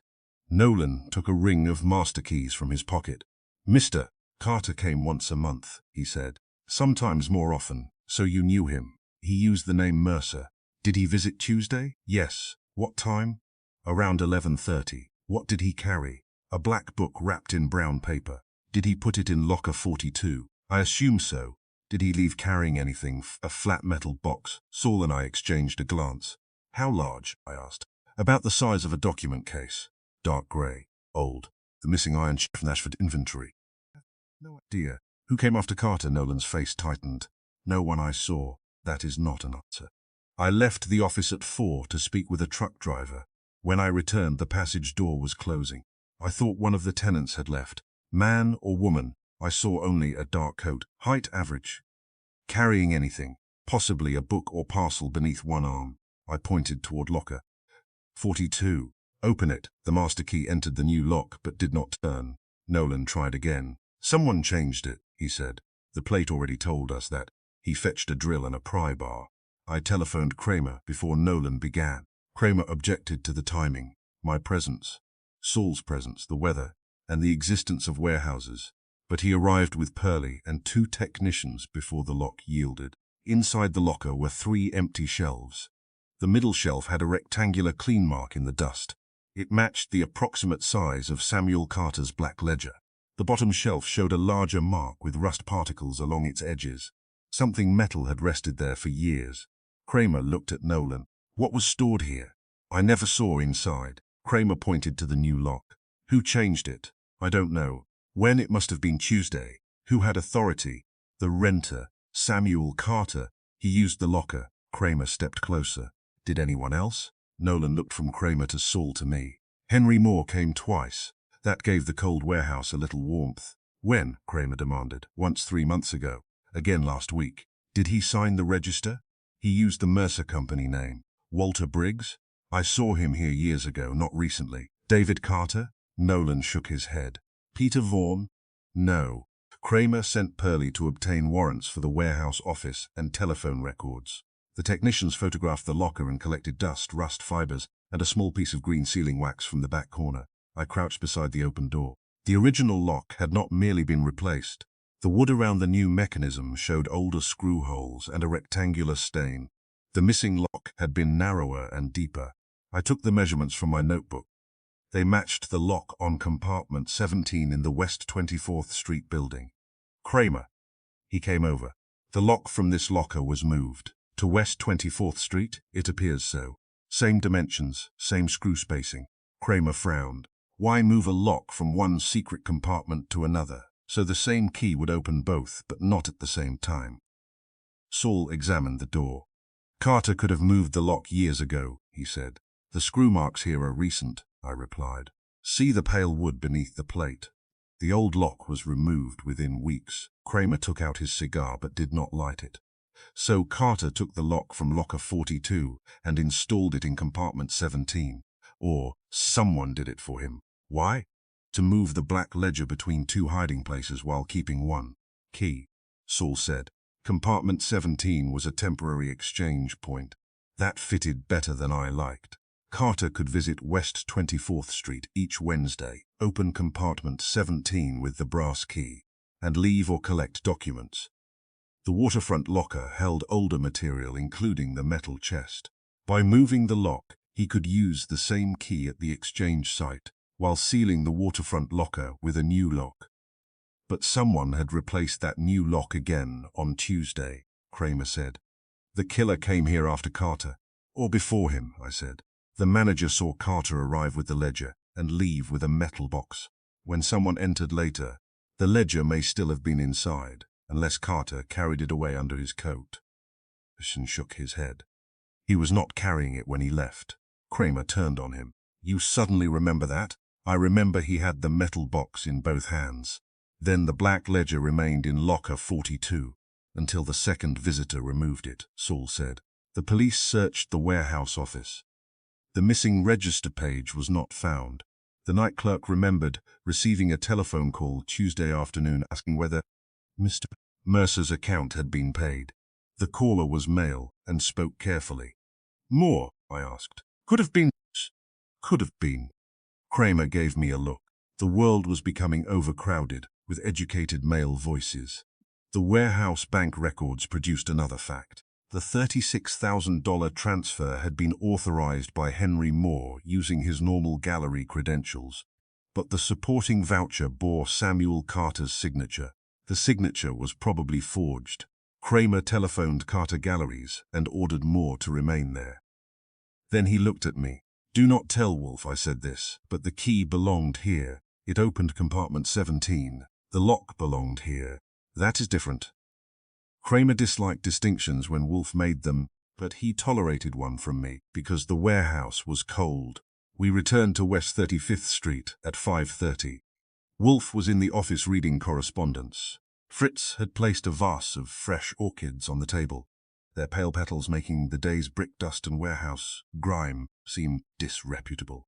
Kramer came with us because he wanted to hear Wolfe's explanation and object to it in person. I reported everything. Wolfe listened with his eyes closed until I described the matching screw holes. Then he opened them. The lock from locker 42 was transferred to compartment 17, he said. Probably, Kramer replied. Certainly, the key's wear establishes long use. The red fibers and brick dust connected it to West 24th Street. But those traces were recent. Before the transfer, the key had served the waterfront locker for years. So the brass key belongs to both places, I said. No, it belongs to the lock. The lock was moved. Kramer lowered himself into the red leather chair. Why? Wolfe looked at the copy of the storage card from compartment 17. Compartment 17 was not merely storage. It was a dead drop. Carter placed documents there for another person to collect without meeting him. By transferring the familiar lock from the warehouse, he ensured that an old participant could use the same key. Another key existed, Kramer asked. Almost certainly. A transaction requiring two parties requires two keys or alternating possession, but Carter had the key when he died. Then the other participant either possessed a duplicate or returned it. I said. The names inside compartment 17 were Carter, Moore, and Briggs. Yes, the original arrangement concerned all three. Kramer leaned forward. Which of them took the black ledger from locker 42? Moore had recent access and authorized the payment. Mr. Briggs knew the history. Either could have known the locker. That is not an answer. It is the boundary of present knowledge. Wolfe asked Saul about the metal box Carter carried away. Saul had already checked the Ashford inventory. The missing iron document chest was listed as 16 inches long, 10 inches wide, and 4 inches deep. Nolan's description was close. So Carter recovered the original Mercer records on the morning of his death, I said. Or what he believed were the originals, Wolfe replied. He left the black ledger in their place. An exchange, Kramer frowned. He paid $36,000, stored the payment ledger, and collected the old document chest. Precisely. To whom was he paying? That person removed the black ledger later. Why take it? Because it recorded the payments and therefore identified recipient. I sat at my desk. Carter took the chest home. It was not found there, Kramer said. Wolfe's lips pushed forward. Then two crucial objects vanished on Tuesday. The black ledger disappeared from the waterfront locker. The metal chest disappeared after Carter removed it. One contains the history of recent payments. The other contains proof of the original fraud. Same thief, I asked. Possibly. But consider the sequence. Carter took the black ledger to the warehouse and exchanged it for the chest. Later, someone removed the ledger. That evening, Carter was killed, and the chest vanished from the locked study. Kramer said, meaning two visits by the killer, or two killers with related interests. Kramer made a noise. Wolfe ignored it. The brass key was in Carter's hand because it identified the mechanism connecting both hiding places. It was not merely a clue to compartment 17. It was evidence of a private exchange system used by Carter, Moore, and Briggs. Carter could have grabbed it before he died, I said. Perhaps. But if he intended to identify the person who used the duplicate key, he assumed we would uncover the arrangement. Which one had the duplicate? That must be learned. The doorbell rang. It was Alice Grant. She entered carrying an envelope and looked as if she had crossed town without noticing the traffic. This came to the gallery, she said. It was addressed to Mr. Carter. The envelope had no return address. The postmark was from the previous afternoon, several hours before the murder became public. Inside was a single typed card. You took the chest. I took the ledger. The accounts closed, no signature. Kramer read it twice. Wolfe looked at the card, then at Alice. Who knew Mr. Carter had gone to the warehouse? Mr. Moore saw him leave, she said. David Carter saw him outside. I knew he carried the ledger. Mr. Briggs? He telephoned shortly after Samuel left. Mr. Moore spoke with him. Kramer stood. I am going to bring Moore and Briggs downtown. Do so, Wolfe said. But do not expect the card to simplify matters. Why not?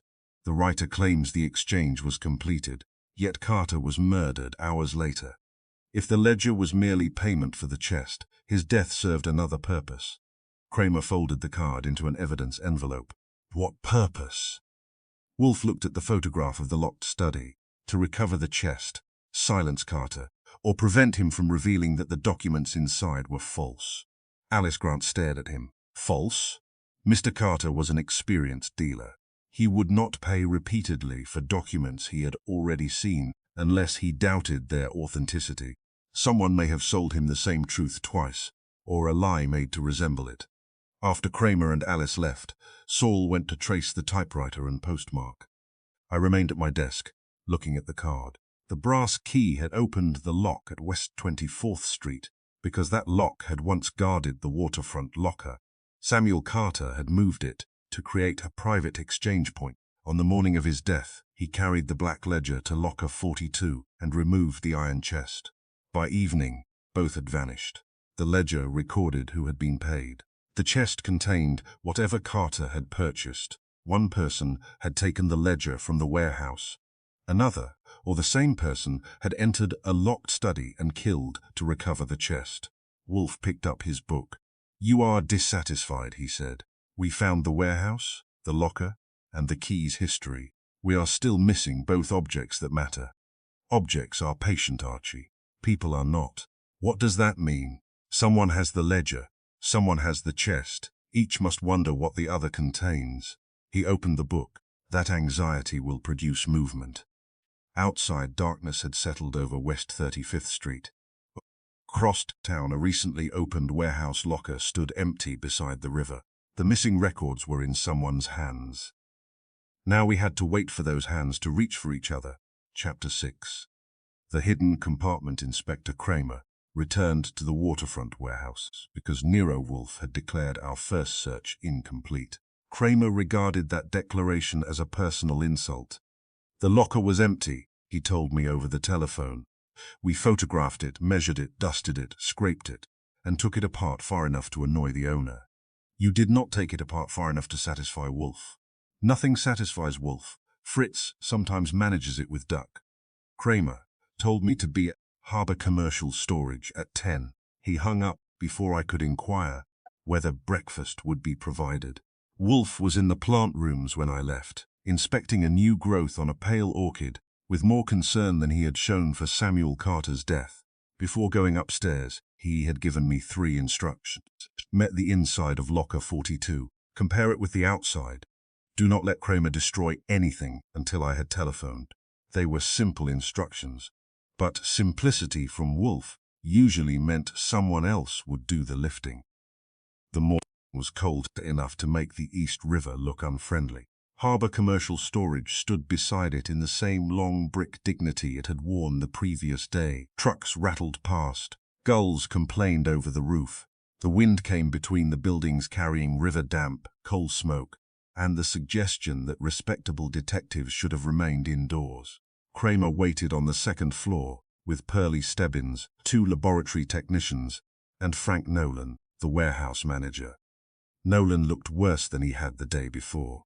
His green vest was buttoned crookedly, and his eyes kept returning to locker 42 as if he expected it to accuse him. The locker door remained open. The replacement lock had been drilled and removed. Inside were the 3 bare shelves and the dust marks left by the missing black ledger and iron document chest. Kramer pointed at it. "There, empty. So was compartment 17. That is the trouble with stolen property, it leaves." I took out a tape measure. The locker stood 6 feet high and 3 feet deep. Its outer width was 48 inches. The inner width between the wooden side panels was a little under 45. I measured again. 3 inches missing, I said. Kramer came closer. "Wood has thickness. Not 1.5 inches on each side." One of the technicians tapped the right wall. It produced a dull wooden sound. The left wall sounded different. Not hollow exactly, but less solid. Kramer's cigar moved. "Take off the panel," Frank Nolan protested. "That is warehouse property." Kramer turned on him. "A man is dead. Your panel can complain later." The left inner wall had no visible hinges or handle. Its wooden surface was old, scratched, and stained to match the rest of the locker. The screws along its edges were dark with age, but one near the bottom showed a fresh line across its slot. The technician removed it. Nothing happened. He tried the upper screw. It turned without withdrawing. "False heads," I said. The visible screws were decorative. The panel had been designed to appear fixed. I ran my fingers along the lower edge. Near the rear corner was a small brass disc no larger than a shirt button. Dust had covered its center. When I rubbed it clean, a narrow keyhole appeared. Kramer looked at me. "The brass key," he said.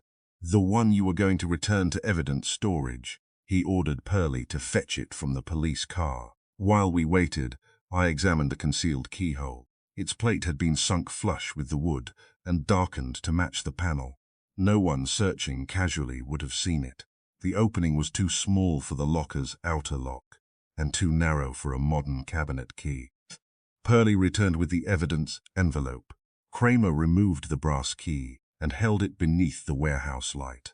For the first time, its design made complete sense. The short shaft, narrow teeth, and worn shoulder were suited to a shallow lock hidden within a wooden wall. He inserted it. It entered smoothly, no resistance, no hesitation. The polished edges aligned with the inner mechanism, as if they had spent years becoming acquainted. Kramer turned it clockwise. There was a soft click. The panel moved outward half an inch. The key had never belonged to the outer door of locker 42. It had not been designed for the lock transferred to compartment 17. The outer locks had controlled access to the storage locations. The brass key controlled what was hidden inside them. I pulled the panel open. Behind it was a narrow compartment running almost the full height of the locker. Shelves had been built between the studs. The upper two were empty. The lower shelves were not. 3 black account books stood upright behind a bundle of correspondence. Beside them lay bank statements, cancelled checks, company certificates, and a packet of deposit slips tied with green cord. On the bottom rested a grey metal cash box. Nobody spoke for several seconds. Then Kramer said, "Photographs first." The technicians went to work. Every object was photographed where it stood. The compartment itself was measured. Dust patterns showed that other books had recently been removed, but the 3 black ledgers had been in place for years. The newest ledger was not Samuel Carter's missing annual book. These were older and thinner. Each bore a year in faded gold. The first began 20 years earlier. The second covered the following 8 years. The third ended only 6 months before Carter's death. Kramer opened the newest one with gloved hands. The entries were written in a small, controlled script. Payments from Carter Galleries appeared in one column. Transfers to shell companies appeared in another. Several transactions were marked with the initials W.B. Walter Briggs, Cramerton Pages, W.B. Adjustment, W.B. Private Commission, W.B. Transfer Approved, W.B. Balance Carried Forward. Near the back was an entry for $40,000, sent to Metropolitan Restoration Services. Beside it, in green ink, were the words, "Moved under Briggs' instruction, no invoice." Kramer looked at me. "That is enough to bring him in. Enough to ask him why someone wrote his initials." "You think Carter wrote them?" "The handwriting looks like his." The correspondence bundle gave us more. There were letters between Samuel Carter and Walter Briggs, dating back nearly 2 decades. Most discussed private sales, altered inventories, and money moved outside the gallery's regular accounts. The tone changed as the years passed. At first, Briggs advised Carter how to conceal profits from questionable transactions. Later, he complained that Carter had withheld his share. In more recent letters, Carter accused Briggs of manipulating accounts without permission. One letter, written 8 months earlier, contained a direct warning. "Walter, the shortages can no longer be explained as clerical errors. I have compared the private ledger with the bank withdrawals. You have taken money that was never authorized. Restore it before the annual review, or I shall give Henry the complete record." S.C. Kramer read it twice. Briggs was stealing. Carter believed he was. The distinction did not please him. The grey cash box had a simple lock. None of Nolan's master keys opened it. The technicians drilled it under Kramer's direction. Inside were share certificates for Metropolitan Restoration Services, transfer papers for Ashford Holdings, and a bank book in the name of a man called William Barnes. The account held more than $200,000. The signature card carried Walter Briggs's photograph. That was not a set of initials. It was a trumpet. Kramer sent Pearlie to Briggs' dealership with 2 detectives and instructions to keep him there until a warrant arrived. I telephoned Wolfe from Nolan's office. "Your arithmetic was right," I said. Locker 42 was smaller inside than outside. We found a hidden panel. The brass key, perfect fit. It opened the concealed compartment, not the locker door, indeed. There are 3 ledgers, letters, bank papers, and a cash box.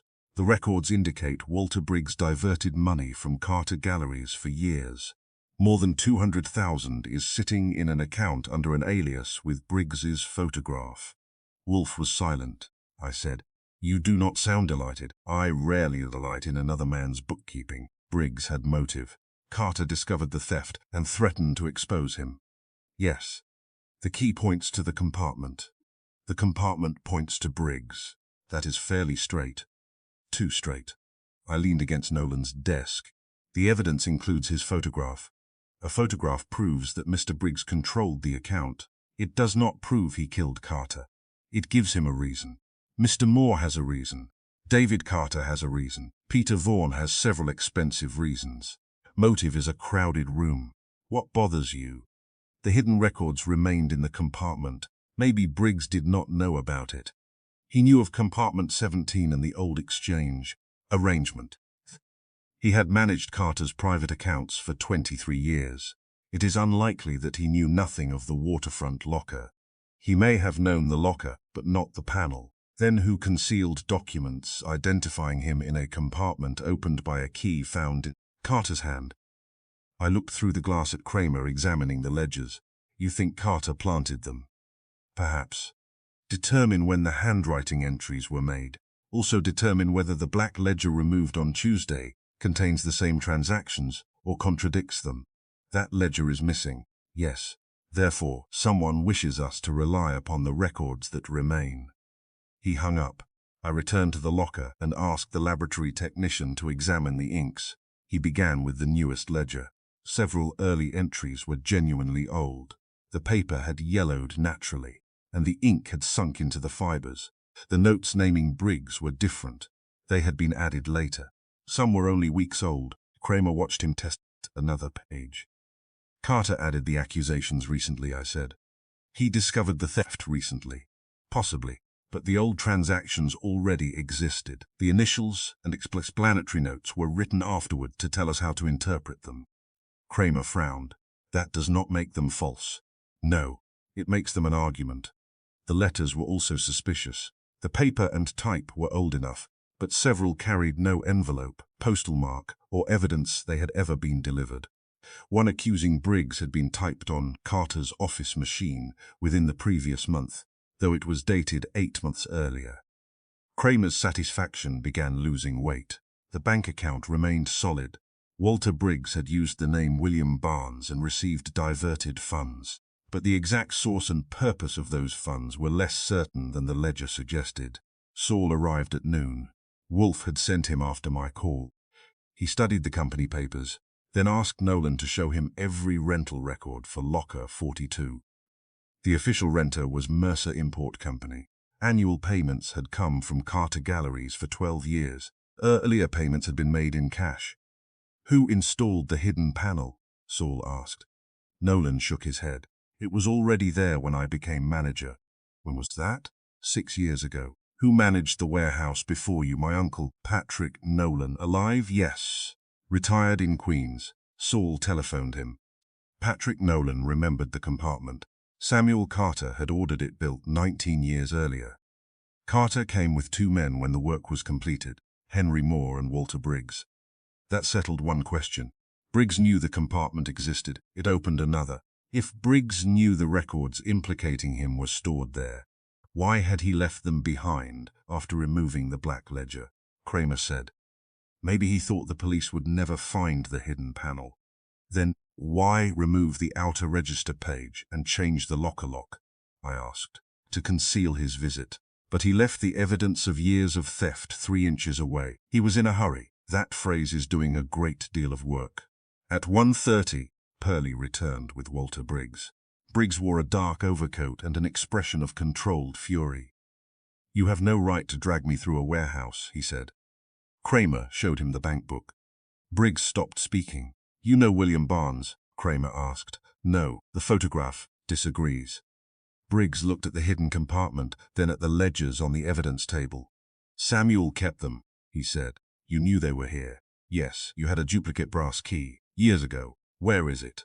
I returned it to Samuel. When? 10 years ago. Did you enter this locker Tuesday afternoon? No. Did you remove the black ledger? No. Did you embezzle money from Carter Galleries? Briggs looked toward me. I moved money Samuel wanted concealed into an account with your photograph? At his instruction. Kramer lifted the bank book. $200,000. It was a reserve fund. For what? To pay claims arising from the Mercer property. Why use the name William Barnes? Because Samuel refused to connect the payments with the gallery. Then why did Carter write that you stole it? Briggs examined the copied letter. His eyes narrowed. He never sent me that. You recognize it, no? I recognize his habit of preparing evidence after deciding whom to blame. Kramer put the letter down. Briggs spoke more quickly now. Samuel controlled every transfer. Henry Moore prepared the payment vouchers. I reviewed figures after the money moved. Samuel used my photograph because the bank required identification and he did not want his own name attached. You expect us to believe that? There are authorization forms. Where? In the black ledger. The room became quiet.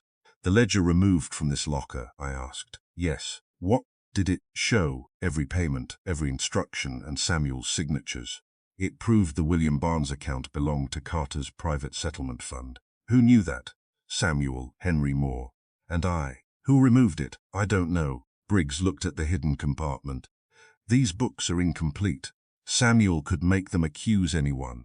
Kramer said. Convenient. It is true. What about the letter threatening to expose you? It is false or altered. The typewriter was Carter's. Then Carter typed it. Why? Briggs turned toward me. Because Samuel knew someone was going to kill him. That produced the kind of silence even Kramer respects. Briggs continued. He telephoned me Tuesday morning. Said he had discovered who was taking money from the settlement account. He would not give the name. He said the guilty person had begun altering records to make the theft appear mine. Who could alter them, I asked. Henry Moore had access to every voucher. Alice Grant had access to the files. Samuel himself could do anything. Why would Carter frame you? To protect the gallery after his death. I had objected to the old fraud for years. If the Mercer records became public, I could testify against his estate. You also profited from it. Yes, Briggs said. At first, I will not pretend innocence, but I did not steal the recent money. Did you quarrel with Carter the night he died? Yes. About the black ledger, about the iron chest. Samuel said he had recovered the Mercer documents. I demanded that he surrender them to the rightful heirs. Did you visit his house after leaving? No. Do you have an alibi? I was at my club from 9:15 until midnight. Kramer already knew that several men had seen him there. It did not clear him of financial crimes, but it complicated the murder. Briggs was taken downtown for formal questioning. The evidence followed him. Saul and I returned to West 35th Street at 5. Wolfe was in the office with a glass of beer and the enlarged photographs of the hidden compartment.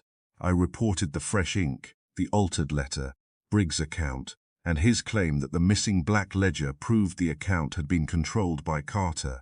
Wolfe listened with his eyes closed. When I finished, he said, the compartment was prepared for discovery. You expected that. I suspected it. The brass key was left in Carter's hand. It led first to compartment 17, and then, through the transferred lock and matching records, to locker 42. Whoever arranged the trail intended us to find these papers. To blame Briggs, yes, but Briggs controlled the Barnes account.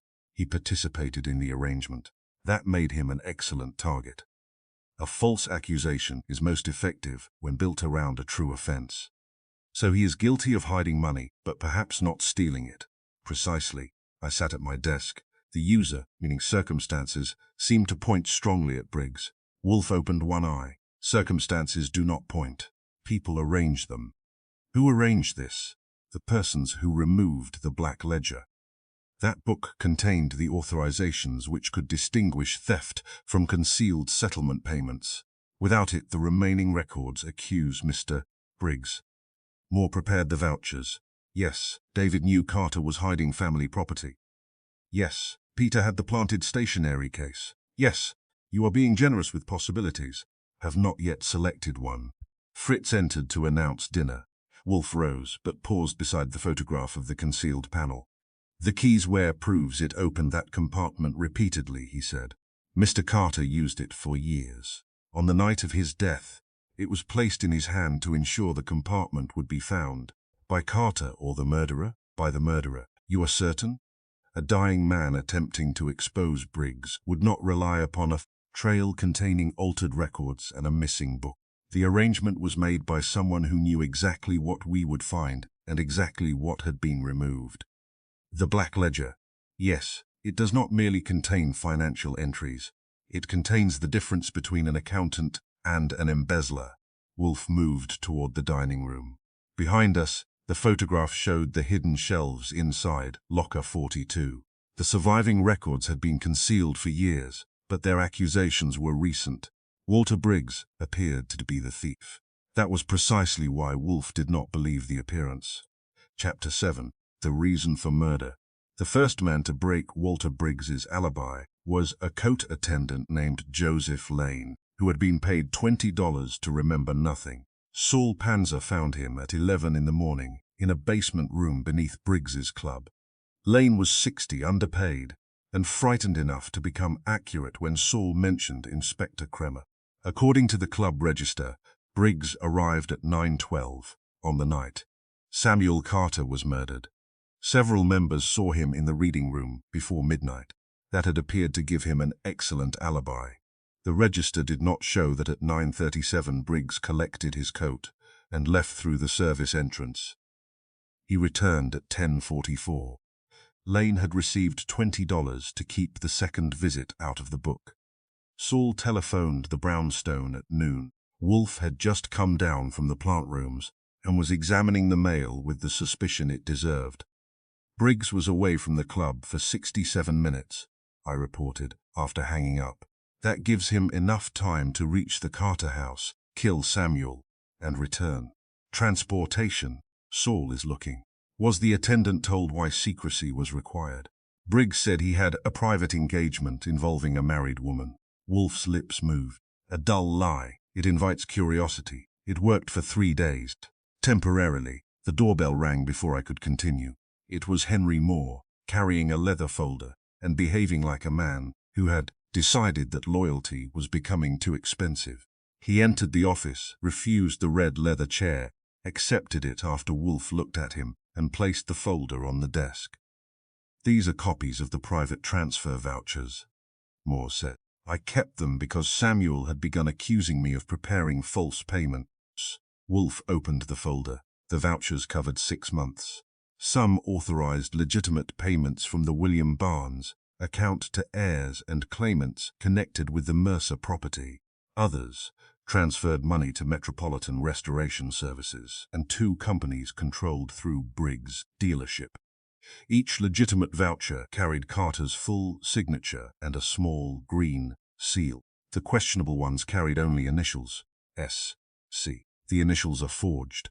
"How do you know?" I asked. "Samuel never authorized settlement payments with initials." Walter insisted they were sufficient because he had known Samuel for years, yet you processed them. I telephoned Samuel before the first 2. He confirmed smaller payments had been approved. Later, Walter presented batches mixed with ordinary vouchers. Wolfe examined the dates. "The theft began gradually," he said. "Yes, a few thousand at first, then 20,000, then 40. How much was diverted?" "More than $300,000.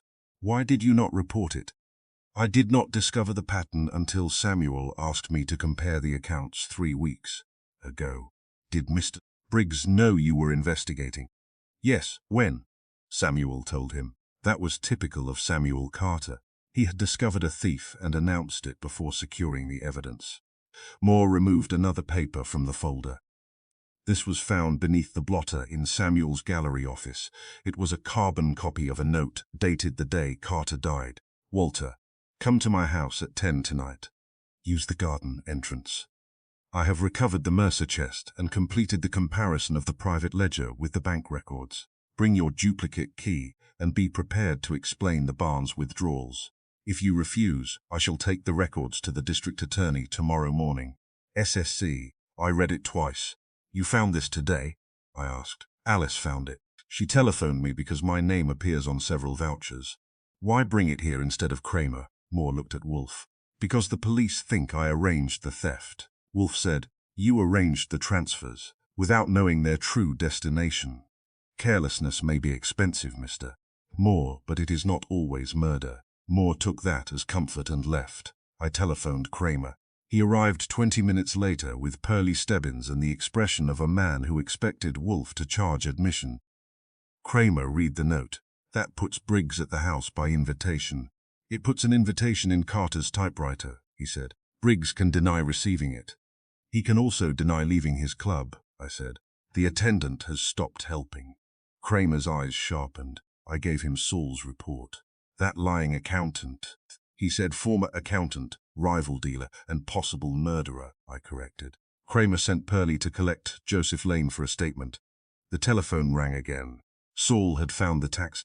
A cab driver named Leon Price remembered picking up Briggs 1 block from the club. Shortly before 9:40, Briggs ordered him to East 72nd Street, then changed the destination to the corner behind the Carter residence. He returned at 10:25, carrying a flat object beneath his coat. Metal? I asked. Price heard it strike the door when Briggs entered the cab. The iron document chest. Probably. The driver took Briggs back to his club. I repeated it to Wolfe and Kramer. Kramer stood. That is enough to bring him downtown. No, Wolfe said. Kramer turned. He left his false alibi, went to the murder house, and returned carrying a metal object. Enough to question him. Not enough to convict him of murder. He stole the ledger and killed Carter to hide the theft. You are skipping steps because they lead where you wish to go. Kramer's cigar shifted violently. Then supply the steps. Wolfe leaned back. First, we must know what happened inside the study, I said. Carter invited Briggs through the garden entrance. That explains no front bell. Yes. Carter had recovered the iron chest from locker 42. Yes. He had compared its documents with the missing black ledger and discovered Briggs's theft. Probably. Briggs confronted him, killed him, took the chest and left. Wolfe's eyes narrowed. That account is incomplete. Why was the grandfather clock brought to the house? To recover the hidden Mercer records. Those records were in the waterfront chest, not the clock. Then the clock was another hiding place. Precisely. He instructed me to telephone Martha Cole and ask her to come to the brownstone. She arrived at 1:15, still dressed in black and carrying herself with the stiff dignity of a servant who disliked discussing her employer. Wolfe asked her to repeat what she had heard near 10 on the night of the murder. The clock struck 10, she said. The Ashford clock was not operating. I know that now. You heard 10 similar sounds. Describe them. She closed her eyes. They were sharper than a bell, small wooden clicks, evenly spaced. One after another, perhaps 2 seconds apart. Did you hear the study door before or after? Before. Around 10 minutes earlier, I heard someone enter from the rear hall. Did Mr. Carter speak? Yes, he said. You, after all, the visitor? I could not hear the answer. What followed the 10 clicks? A wooden panel closed. Then a heavy sound. The blow? Kramer asked. She shook her head. The heavy sound came first. The next sound was later and softer. Wolfe asked, Did you hear anyone leave? The rear door opened shortly after 10:20. That matched the cab driver. After Martha left, Wolfe asked Kramer to have the grandfather clock brought to the brownstone. Kramer refused. Wolfe suggested that we all return to the Carter house instead. That required Wolfe to leave home. Kramer stared at him. You're going out? Do not make the prospect more disagreeable. At 2:30, Wolfe's sedan carried him, me, Kramer, and enough irritation to the Carter residence. Wolfe complained about 2 turns, 1 stop, and the condition of the street. The Ashford clock stood in the study against the paneled wall. Its lower door was open. The disconnected weight still prevented the striking mechanism from operating. Wolfe did not examine the visible lock. He examined the winding holes in the clock face. Archie, turn the left arbor slowly. I inserted the winding key supplied by the police and turned it. Click. I turned again. Click. The sound was sharp, wooden, and evenly spaced. Martha Cole, waiting by the door, said, That is what I heard. At the 10th turn, something shifted inside the clock case. A narrow panel beneath the dial moved outward. Kramer stepped closer. Behind the panel was a concealed cavity large enough to hold the iron document chest. It was empty. The 10 strokes, I said. 10 turns of the winding arbor, Wolfe replied. The clock was converted into a hiding place. The visible lower lock was replaced to distract attention from the release mechanism. Kramer looked inside the cavity. Briggs knew how to open it.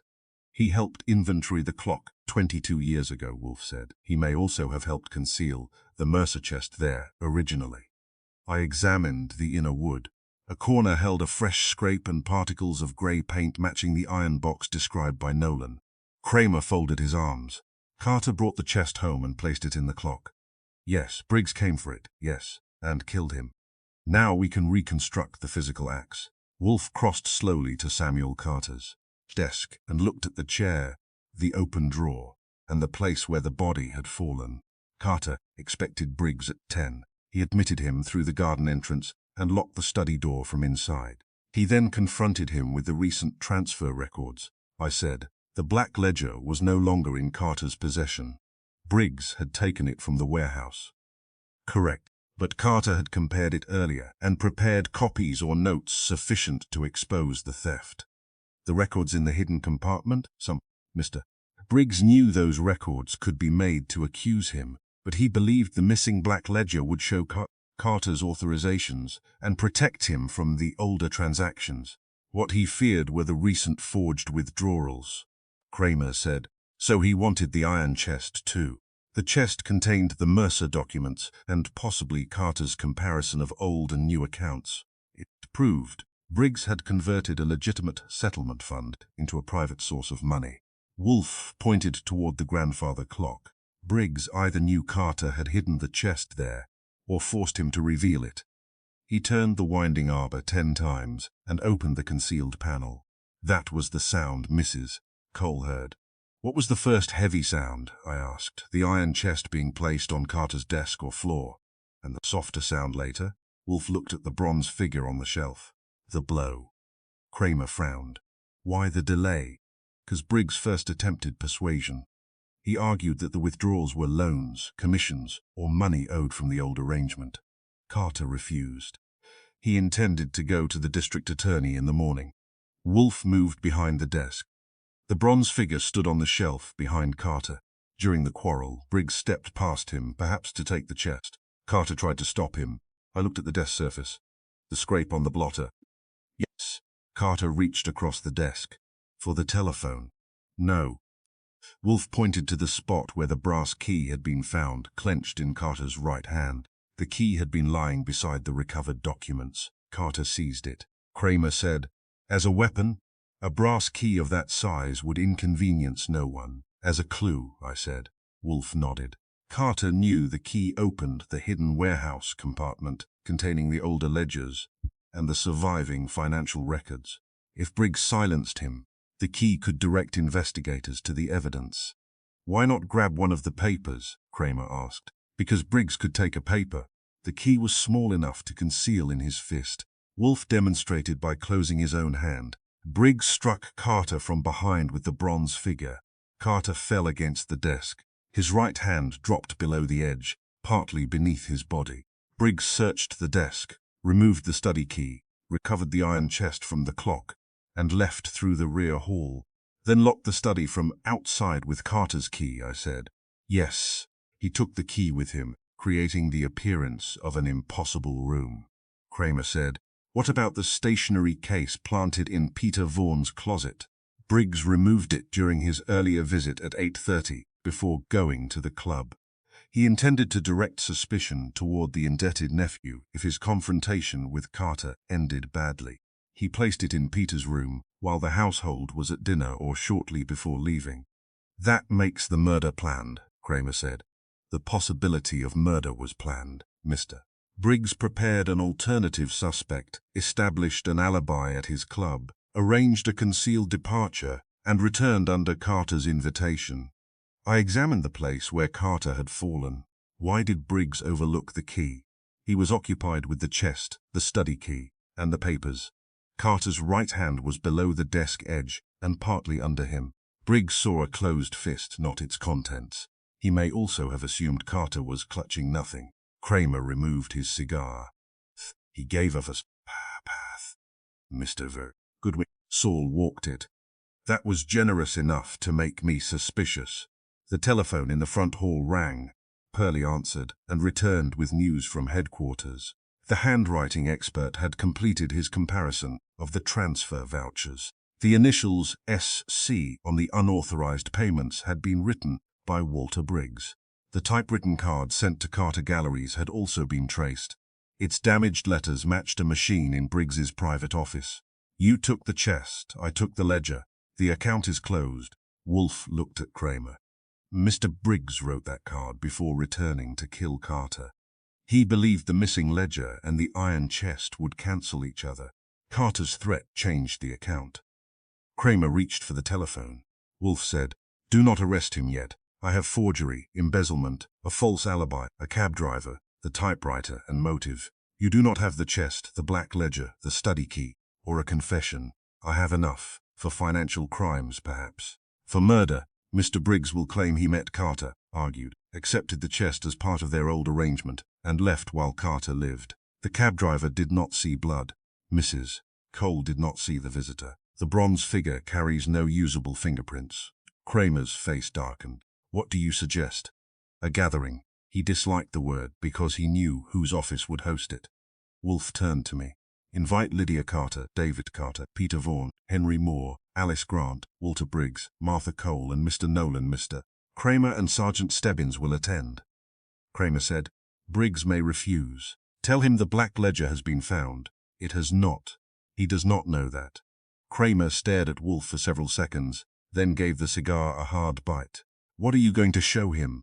"The reason Samuel Carter grabbed the brass key. We left the Carter house at 4:15. Wolfe complained about the cold air, the motorcar seat, and the length of the journey, but he did not complain about the case. That meant he had it. Walter Briggs had spent years diverting money from a fund created to conceal an older fraud. When Samuel recovered the Mercer chest and prepared to expose the theft, Briggs built an alibi, entered the locked study, and silenced him. Samuel Carter had possessed no time to write a name or speak a warning. He had only time to close his hand around a small brass key.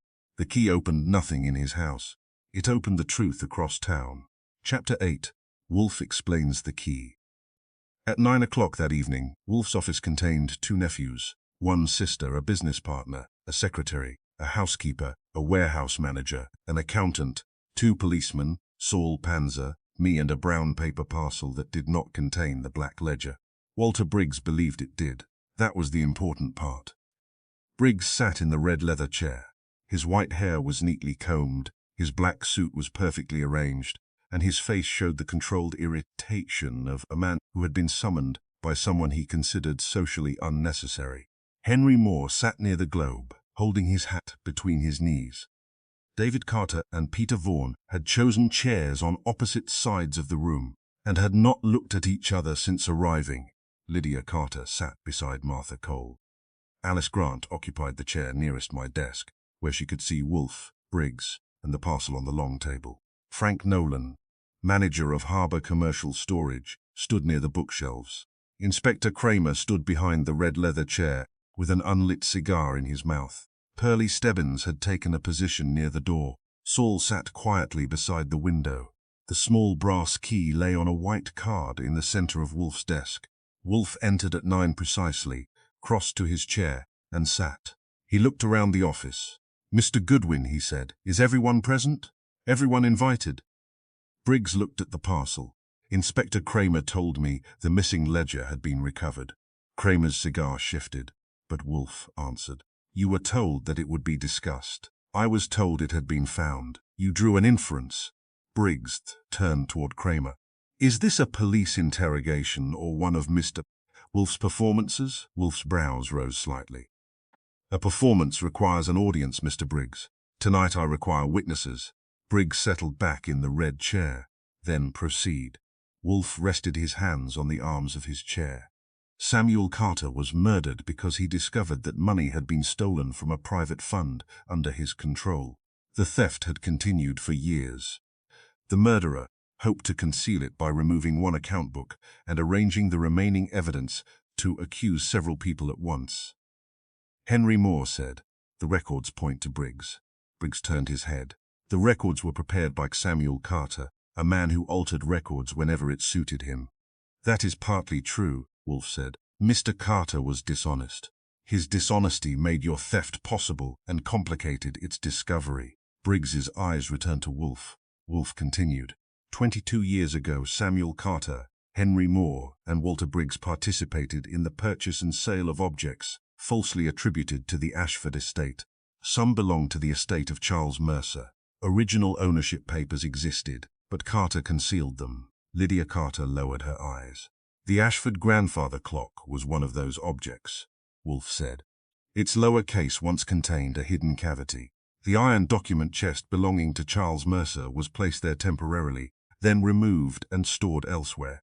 David Carter said, "My father knew." "Yes. Your father suspected Samuel had falsified the inventory. He preserved copies of certain papers, though he never exposed his brother publicly. Why not? Family loyalty, fear, profit, or weakness. The dead are not available for cross-examination."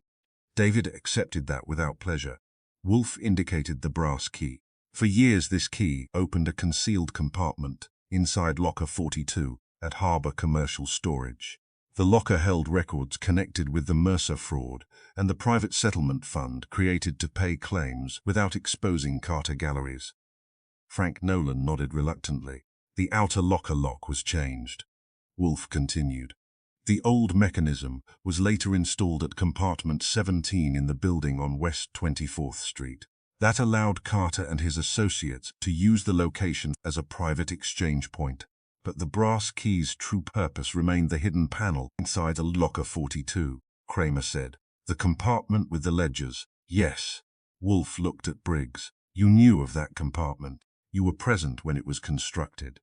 I have admitted that. You also controlled an account under the name William Barnes. At Carter's instruction. Originally, yes. That caused a small movement in Briggs's face. Wolfe saw it. The Barnes account began as a concealed settlement fund. Carter used it to compensate people connected with the Mercer property. You administered portions of it because your knowledge of the old accounts made you useful. Briggs said, "Then you agree I did not steal the money?" "No, I agree that the account was not created for theft. You converted it to that purpose." Wolfe picked up one of the copied transfer vouchers. At first you removed small sums and disguised them as fees. Later you created payments to Metropolitan Restoration Services and other companies connected with your dealership. You forged Carter's initials and mixed false vouchers with legitimate settlements. Henry Moore leaned forward. I processed them because you said Samuel had approved them. Briggs ignored him. Wolfe continued. The surviving records inside Locker 42 appeared to prove your theft, but they were incomplete. Carter had added recent notes accusing you. Some letters had never been sent. The most important document was the black annual ledger containing the original authorizations and bank comparisons. Alice Grant said. Samuel carried it from the gallery on Tuesday morning. Yes. He took it to Harbour Commercial Storage and placed it inside Locker 42. In exchange, he removed the iron Mercer chest. Kramer glanced at the parcel. Wolfe said, Mr. Briggs entered the warehouse later that afternoon and took the black ledger. Briggs smiled thinly. You cannot prove I entered the warehouse. Mr. Nolan saw someone leave the passage with a parcel beneath his arm. He did not see a face, no, but the missing register page was found this afternoon in the waste burner behind your dealership. That was news to most of the room, including Briggs. Saul had found it at 6:30, Wolfe continued. The page bears your handwriting under the false company name Mercer Import. It also contains a partial print matching your right thumb. Briggs' smile disappeared. Kramer removed the cigar from his mouth. The laboratory confirmed it. Briggs looked toward the door. Hurley had not moved, but his position had become more noticeable. Wolfe said, You took the ledger because it could distinguish legitimate settlement payments from your forged withdrawals. Without it, you hoped the surviving records would appear confused, incomplete, and unreliable. Briggs found his voice. If I stole the ledger, that does not mean I killed Samuel. Correct. Therefore, we continue. Wolfe shifted his attention to Peter Vaughan. The stationery case found in your closet was planted. Peter exhaled. It contained green sealing wax and an old Ashford receipt, Wolfe said. Its purpose was to direct suspicion toward a young man with debts, no alibi, and access to the household. Peter looked at Briggs. You put it there? Briggs said nothing. You removed it from Carter's desk during your first visit that evening, Wolfe said. You arrived around 8:30 and quarreled with him. Before leaving, you carried the stationery case upstairs, while the family and servants were occupied. Martha Cole said, I saw Mr. Briggs near the staircase. Briggs turned sharply. You never told the police that. I did not think it mattered. You said you were looking for the washroom, Wolfe. Said it mattered. He selected another paper. Before going to his club, Mr. Briggs prepared for several possibilities. If Carter accepted an explanation, the meeting would end privately. If Carter refused and violence became necessary, the stationery case would provide the police with another suspect. Kramer said. Then Briggs signed the club register at 9:12. Yes, he established his presence, paid the coat attendant for silence, and left by the service entrance at 9:37. Briggs's voice was controlled again. The attendant is lying. The cab driver is not, Wolfe said. He took you to the rear corner near the Carter residence and returned you to the club at 10:44. On the return trip, you carried a flat metal object beneath your coat. The room's attention moved to the parcel. Briggs looked at it too. Wolfe noticed. Samuel Carter had invited you to enter through the garden door at 10. He intended to confront you with the recovered Mercer chest and his comparison of the Barnes account withdrawals. Briggs said. There was no comparison. The black ledger was already gone. Carter had examined it before placing it in the warehouse. He had prepared notes and copies. Where are they? In the iron chest. Briggs stared at the parcel. Wolfe leaned back. You have wondered about that chest since entering this room. Briggs forced himself to look away. Wolfe continued. Carter admitted you through the rear entrance and locked the study from inside. That created the apparent locked room problem. You did not require a hidden passage. You were invited. Kramer nodded once. During your argument, Wolfe said, Carter told you the Mercer chest was concealed inside the Ashford grandfather clock. The release mechanism required 10 turns of the winding arbor. Martha Cole heard those turns and mistook them for the clock striking 10. Martha said, the sound was exactly the same. You opened the hidden panel and removed the chest, Wolfe said. You placed it on the desk and demanded the papers. Carter refused. He told you he would go to the district attorney in the morning. Briggs's hands were flat on the arms of the red chair. Wolfe pointed to the brass key. Carter understood his danger. The key lay near the records. During the struggle he seized it, not as a weapon but as a clue. Briggs laughed, but the sound was dry. A clue to what? To the concealed compartment containing the remaining financial evidence. Carter knew that if he died, the key could lead investigators to the warehouse records.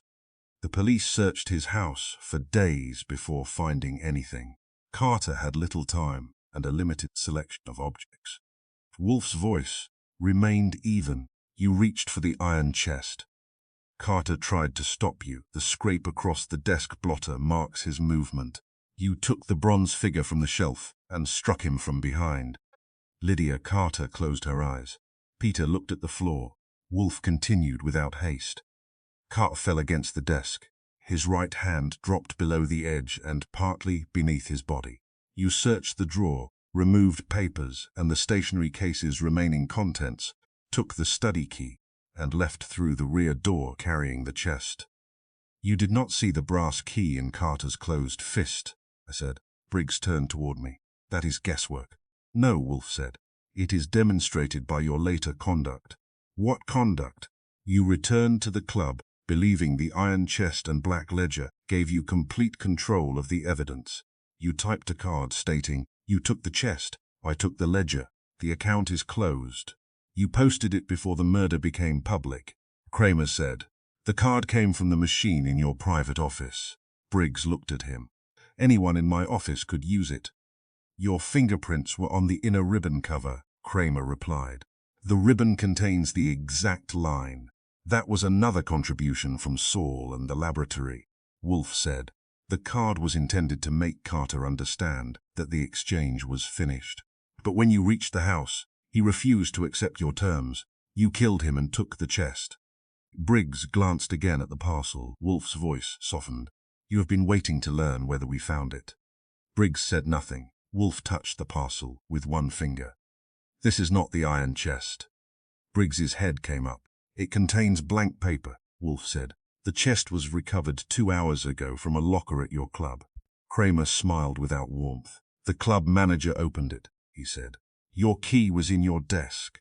Briggs stared at the parcel as if it had betrayed him. Wolfe continued.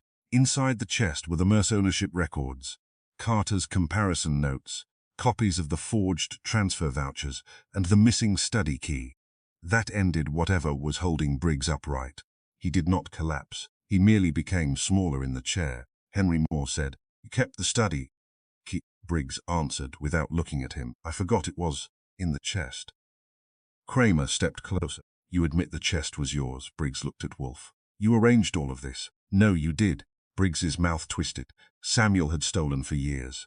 He falsified inventories, cheated estates, and made all of us participants. Then he decided to become honest when it gave him power over me. You stole more than $300,000, Kramer said. I was owed money. By whom? By Carter, by the gallery, by 20 years of cleaning up his fraud. Wolfe said, You could have demanded payment openly and expose myself with him, so you forged withdrawals. Yes, the word came quietly, Kramer said. And when Carter threatened to expose you, Briggs closed his eyes. I went to reason with him. With an alibi prepared and evidence planted in Peter Vaughan's room, Wolfe asked. Briggs opened his eyes. He would not listen. He said he had decided to give everything to the district attorney. He called me a thief. You were one, I said. Briggs ignored me. He reached for the telephone. I took the bronze figure. I only meant to stop him. Kramer's voice hardened. You struck him from behind. Briggs looked toward the brass key. Yes. No one spoke for several seconds. Then Kramer took a pair of handcuffs from his pocket. Walter Briggs did not resist. He stood slowly, held out his hands, and allowed Kramer to fasten them. Before Pearlie led him away, Briggs looked at Wolfe. If Samuel had not taken that key, you would have found nothing. On the contrary, Wolfe said. You left an alibi with a paid attendant, a cab driver, a forged register entry, a hidden chest, a typewriter ribbon, a planted box, and $300,000. The key merely made your defeat efficient. Briggs was taken out. The room emptied gradually. Henry Moore promised to cooperate with the district attorney and repair the gallery accounts.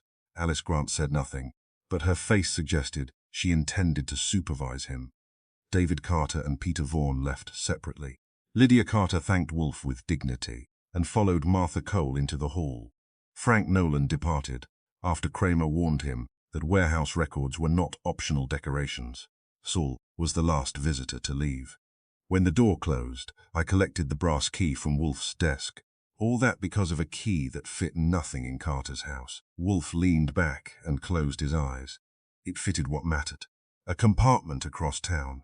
No, it fitted the murderer's fear. I placed it back on the white card. For a useless key, it caused plenty of trouble.